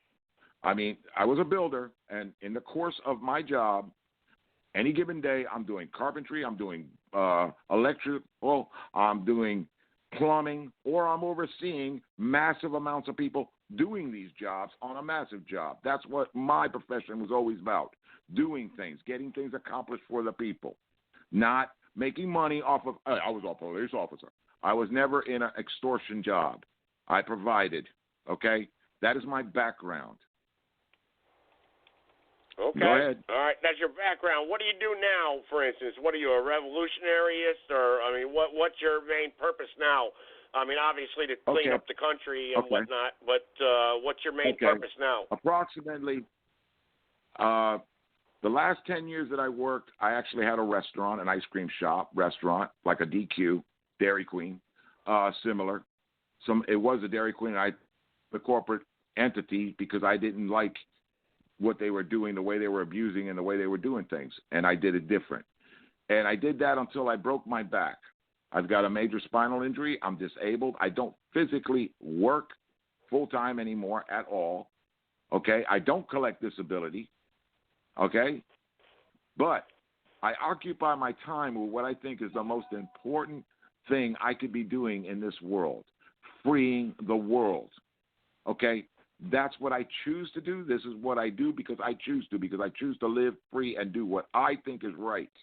So what I think is right is to correct the course of humanity. So I'm trying to correct the course of humanity so humanity has a future. Anything else? Well, as long as you're not injuring or hurting anybody else, I don't see any why anyone would disagree with that, right, John? Well, I'm not injuring or hurting anybody. What I'm trying to do is free them from all that pain and suffering they're going through because of their government. Look, everything going on in the world today, in this country today, is being orchestrated by the government. It's all planned out. The gang members, it's already been whistleblown that they supply these gangs with the guns. They supply the gangs with the guns and the drugs. You know, our government is causing the problem that they're saying, oh, you need us to protect you from this. And that's a fact. All the problems that they say we have that we need their protection from, they're the ones making the problem. So getting rid of them would get rid of the problem, obviously. And then we wouldn't need them to get rid of the problem because we wouldn't have the problem anymore because we got rid of them, the government. Look, I believe people mean well. For all intents and purposes, if there's no reason to do harm, they won't. And if there isn't a financial gain in doing harm, they won't do harm. Some people want to hurt people because they're just sociopathics, okay, narcissists. But those people will be pushed aside. Right now, society honors and supports sociopathic narcissists because the system in operation makes it that way. You go on the internet, you start speaking sociopathic and evil and telling people to follow the evilness of the world, And you will get thousands of viewers because the government controls the algorithm. It flicks a switch and says, I want everybody to follow this because they need the chaos. Anarchy is not about chaos. Anarchy is a good thing. No slaves, no masters. That's what anarchy is. But the government will tell you, no, it's chaos. It's death. They'll just, everybody will just kill everybody. No, they won't. They'll live in peace and harmony. They will live in peace So, and John, harmony have you ever been inside? So, have you ever been inside of a prison before, John? Yeah. 6 years. I spent 6 years there. All right, what prison were you in? Because I saw anarchy myself inside of a prison system, and I saw where inmates had total control over a certain system and cell block area, and anarchy did not work, and the very weak were attacked by the strong. Okay, I can't. Okay. I don't know what country it's in, off the top of my head, but there's a prison system. Jim might be able to help me with this, because his brother and I had a lot of conversations with another gentleman over one of these broadcasts about there's a place where they literally put a wall in the middle of the city, around part of the city, and all their prisoners get put in there. Okay? And the prisoners run the prison. There are 4 guards for the entire prison. It is an entire environment on its own inside. Okay? The guards they never do that in Puerto Rico, John. They do that in Puerto Rico. They let the inmates run the prisons, and if you go in there and you're not a part of their clique or whatever, they call them. They got the insectos there and the nietas and stuff, and that works out real well. You know, Look, go there and not be a part. You know. It's still the same corrupt. It has a governing body in there. The problem is it's still corrupt. Yes, it But does. people And do that's get where to go in there the and live same problem free. procreates itself. Yes, you're absolutely correct. Do you know people go to prison and then they bring the whole family, and the whole family lives in prison with them? They'll bring their children, their wives, and everybody in there, and they'll live in there. They'll choose. Now the wife and the children don't have to stay inside, but they choose to stay inside there. So can it be so bad in there that whole families are deciding, no, I'm going to go live in here versus outside of that wall? That's because outside the wall, John, they have no governmental system that's in control, and you have anarchy. You have chaos. I mean, just look at Guatemala, look at Honduras, look at Congo, look at Northwest Africa. You have tribes controlling everything. Hey, hold on for a minute. Hey, John, hold on for a minute. International Public Record. Did you just hear Joe Gibson, Understand the Times in Which We Live, who gave a testimony in his production that, say the countries again, Joe, I dare you. He never will say of a European invader country that got warlocks, warlords, or terrorists. He never will say a nation. Joe Gibson, and listen, Confederate flag waver, you keep telling the people that the Confederate flag had nothing to do with slavery. That's wrong. Now, let me add this to it. It did not. Now, let me add this to it. The red, white, and blue is 100 times worse than the Confederate flag on Joe Gibson's behalf. How do I say that? Because the red, white, and blue. The yellow, green, and white. The red, white, and blue. The red, white, and blue. The red, white, and blue. The red, white, and blue. See how he's trying to protect Uncle Scam? I know you hate America, Don. I know you hate everything America stands for. That's fine. I know that. This is why the red, white, and blue is 100 times worse than the Confederate flag. But Joe got to protect them both because he is Uncle Scam's terrorist. He is Uncle Scam's hitman. All right, and I'm telling you. You go back to Ethiopia and try to grow a cornfield and see what happens. Here's what I'm telling you. You live in the red, white, and blue. The red, white, and blue violates every constitution on the planet. The red, white, and blue violates every constitution on the planet of the sovereignty, integrity, and dignity of African and people of color, and Joe Gibson don't want me to say it, but I'm going to continue to say it. The red, white, and blue. Let's go the to Lord of the air, the the Lord of the sea, masters of the sea, Uncle Scam is the enemy of all life on the planet, and it must be destroyed. Mandela Khan. Okay? Let's go to the Prime Minister of Ethiopia. They work out having real said well. that, he knows that slavery and the Confederate flag is synonymous with the red, white, and blue. We're not going to turn this into a discussion about Ethiopia. We're talking about the revolution No, from November 2nd. You're not an Ethiopian. Only me can do that. I'm the only Ethiopian on your panel. Mandela Khan, you're the greatest judge. So you're it's not no we. man on earth. We're not friends. All right, the women and grandmothers are going to control your world. We cannot talk about the matriarch. We cannot talk about Ethiopia. Only I can. And none of your cohorts joined us tonight. It don't matter. And it don't matter. And I said, bring all your cohorts on tonight, and I'll give them the floor. And not one showed up. And when one does show up, you cut them off and shut them up anyway. So, only your clan club. What you gotta only your clan club and your fan club is here tonight. But tomorrow, none of your cohorts ever show up because they'll get disproven in a second. You know it. I don't have no cohorts. I have comrades. There's a difference between comrades your comrades don't and show cohorts. up. Where are your comrades? Comrades Where are they? Where are they? Order in the court. Please. Okay, somebody call order. I got to silence. Myself. Get your goddamn mouth, Joe Gibson. All right, order in the court. Order in the court, John. I got to shut him up. Order in the court, you just said, John. Go ahead, John. Go ahead. Okay. You're my cohort, by the way, though. According to Mandela Khan, you're my cohort. Why do we have gangs? Okay, let's look at this logically. Let's analyze it. Okay, let's use our brains here instead of talking so much. Let's think about it. Why do we have gangs? Why do we got these? What do you call them? Now I've lost the word. The tribes, these war tribes, all these things that we got going on. Why? How do they form? Why did they even come into creation? Wait a minute. These are people that had no way of surviving, were offered a way to survive and live better than the other people around them by joining these things. So now they're protected, and now they can survive. And that's how they organize and form. Okay, now if we had a society where survival wasn't dependent on joining a gang, there would be no reason to join a gang, right, to survive. But John needs a gang. I'm for John's gang. We all need a gang. All right. Well, let's get the closing thoughts here tonight, folks. Let's get the closing thoughts because we do got to wrap it up. In part 2 of this conversation here, November 2nd, 2020.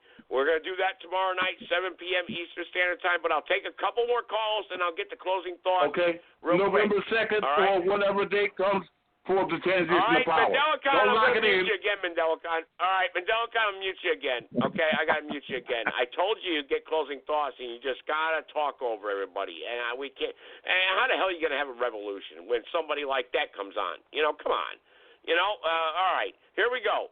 Private caller. Go ahead, private caller. You got 1 minute. All right, okay.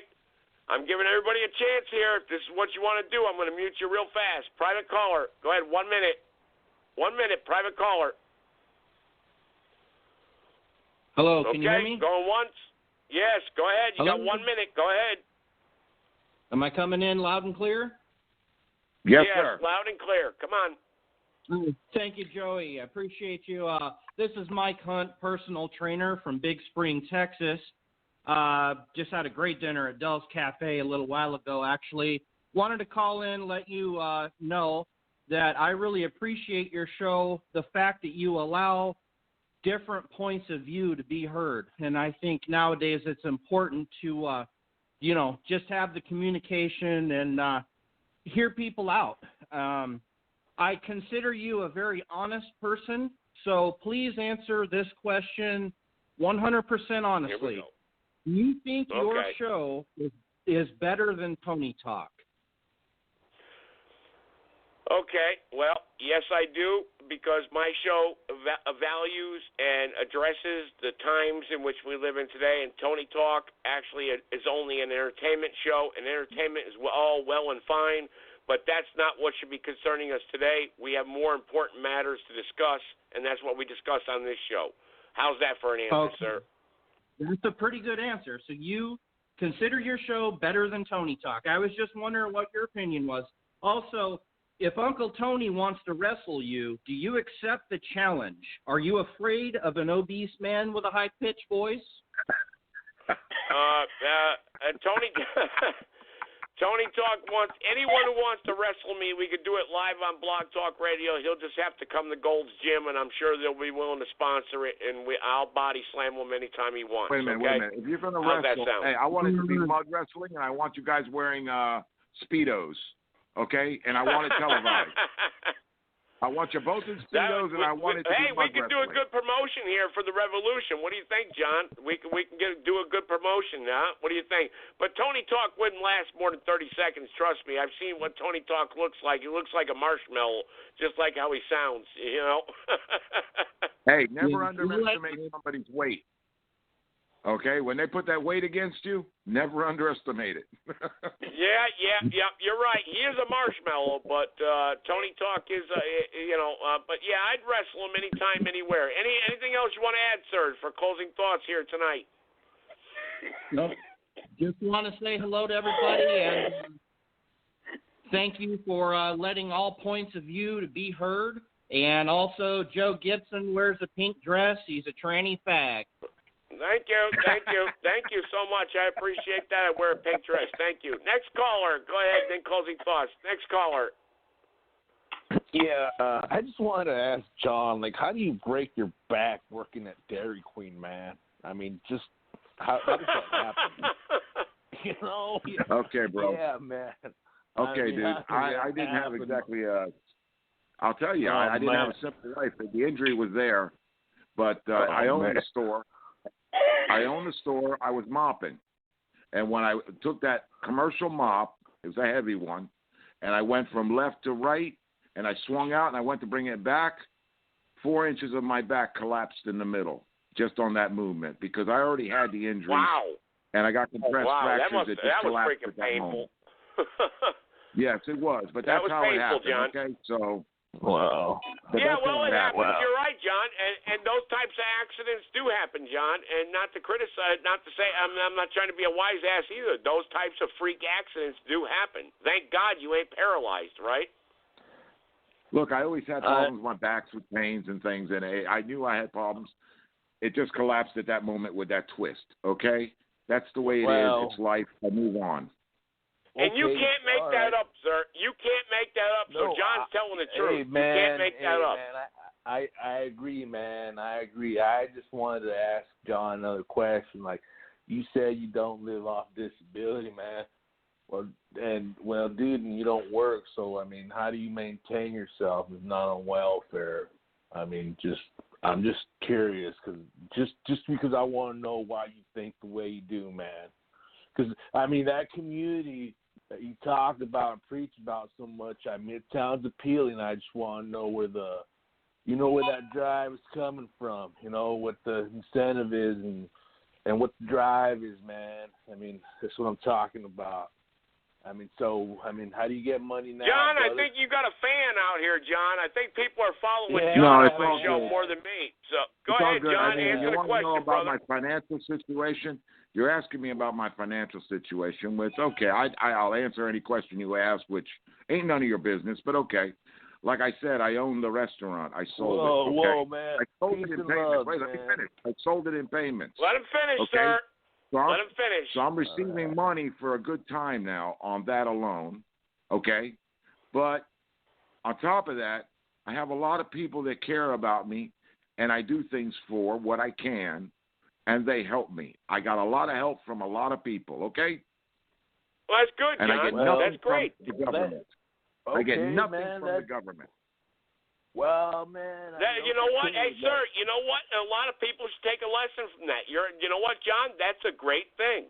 You're absolutely right. Do unto those, you help those, and they help you out. That's a good thing, John. And John does have a Facebook page, and he does have a lot of followers and a lot of friends. So I will say that John really does preach what he says and means what he says, sir.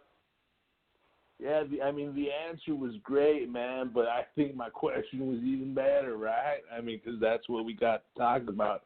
I mean, look, like I lived in a community similar with the Lakota Indians, because I got invited by some dude selling stuff like on a stand or a table, some guy that was, with big teeth and stuff, this Indian dude. All right. Yeah, you're going to get Johnny to your point, Long, sir, because I got other callers. Hold on, let me finish. Yeah, hurry up and finish, dude. please. Okay, man, just chill out, man. I want to live in John's world. I'm just trying to tell him where I'm coming from, man. Just take a chill pill, brother. I mean, okay? Now all right, spit it out, sir. I'm going to mute you. Spit it out. All right, well, man, Chewbacca and John and Mandela Khan, and you guys are all talking about this world and all that, and you guys talk about how races try to separate on their own. Like in this world you talk about, are like races, because you don't want religion, man, but are you going to want like whites with whites and blacks with blacks and like browns with browns? Oh boy! Or are you going to let them mingle? What's going to happen? Is just a white going to have to fuck a black chick or a brown chick to survive? All right, you're off the air, sir. You're off the air. You're off the air. You violated the rules. Okay, he's off the air. Don't even bother responding, John. Don't even bother responding to that. Okay, we'll go to 506 real quick, and then I'll do closing thoughts here for everybody. 506, go ahead. 506. Okay, all right, you're off the air too. All right, yep, no, all right. Private caller. Okay, all right, here we go. All right, let's get them all off. We got the crank callers on here now. Let me mute them all. All right, yep. Here we go. Mute them. Okay, there we go. All right. They'll start screwing up the phone lines. All right. John, I'm going to give you final thoughts here tonight, okay? But I want Mandela Khan to give his couple minutes here because he's been on here since the beginning. And then, John, you're going to get to wrap up the show. Go ahead. Mandela Khan, go ahead. The floor is yours, sir. Go ahead.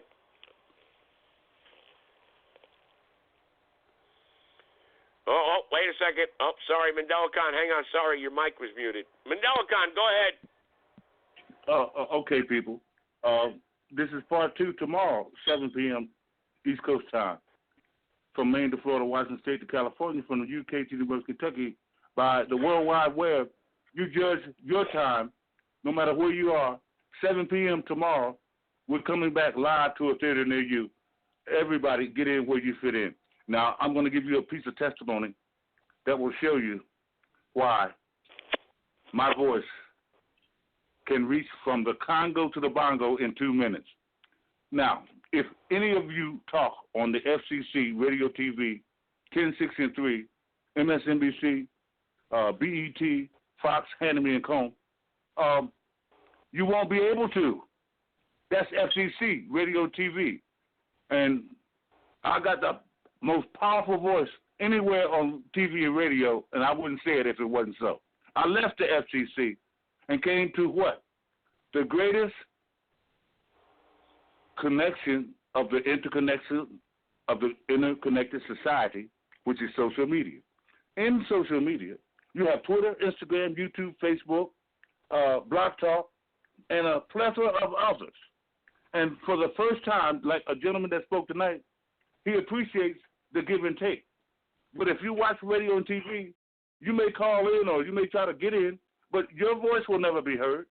Our voices are being heard from Maine to Florida, Washington State to California, UK, University of Kentucky, from the Congo to the Bongo. And I'm telling you, there is going to be a day the earth stood still. So if John is not successful on November 20th, 2020, and I won't let Joe Gibson try to distort it even if he's not, guess what? You're going to have to deal with.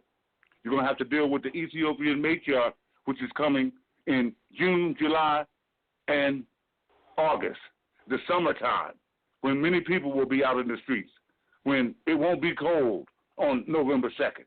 So I hope John and his group, and we're here to support that, overturning the system inside of the Constitution under the common law code. We're here to support that. However, if it's not completed, the spring and summer offensive of Class Action 567, when in the summertime, when most people will be out in the streets and have these gadgets, gizmos, and widgets, they will be on social media. How do you think I can touch the untouchables by saying something, and it's like a ship going through an ocean where the waves, the magnetic vibrations hit all shores on the planet Earth?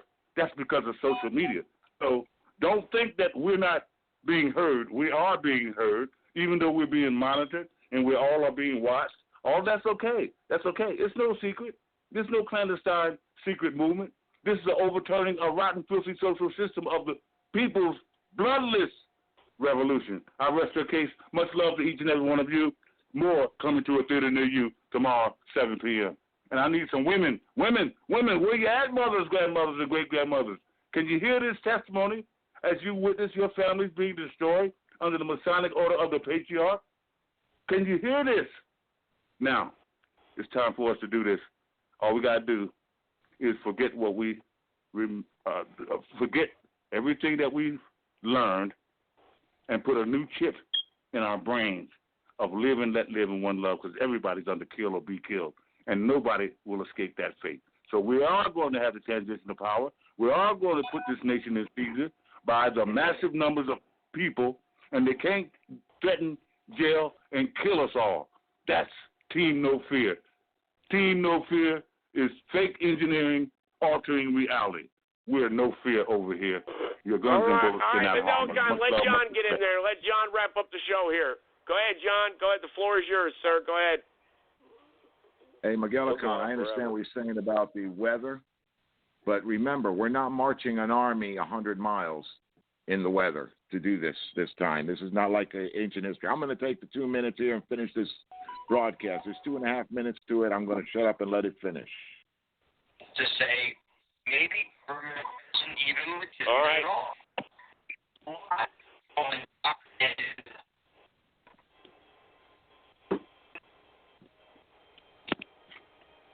Is that, no, those people in Washington don't have the right to rule. Their threats aren't laws, they're just threats.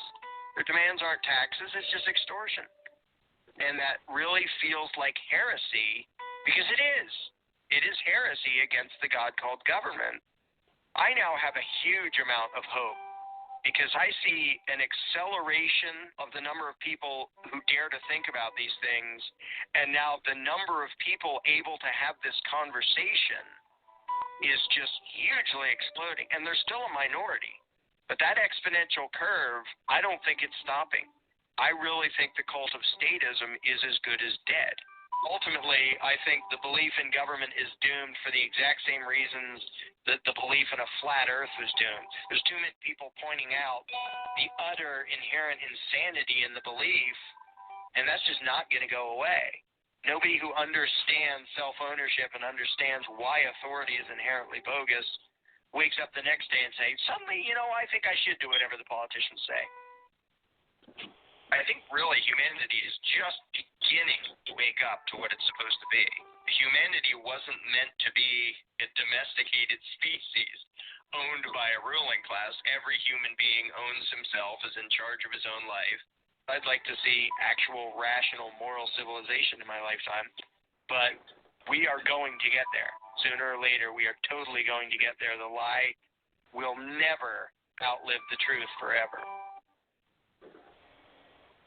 Okay, amen to that, huh? Go ahead. Okay, John. Yep. Okay, John. All right, tomorrow night, 7 p.m. Eastern Standard Time, understanding the times in which you live in today. Good night, everybody. Interesting conversation. Good night.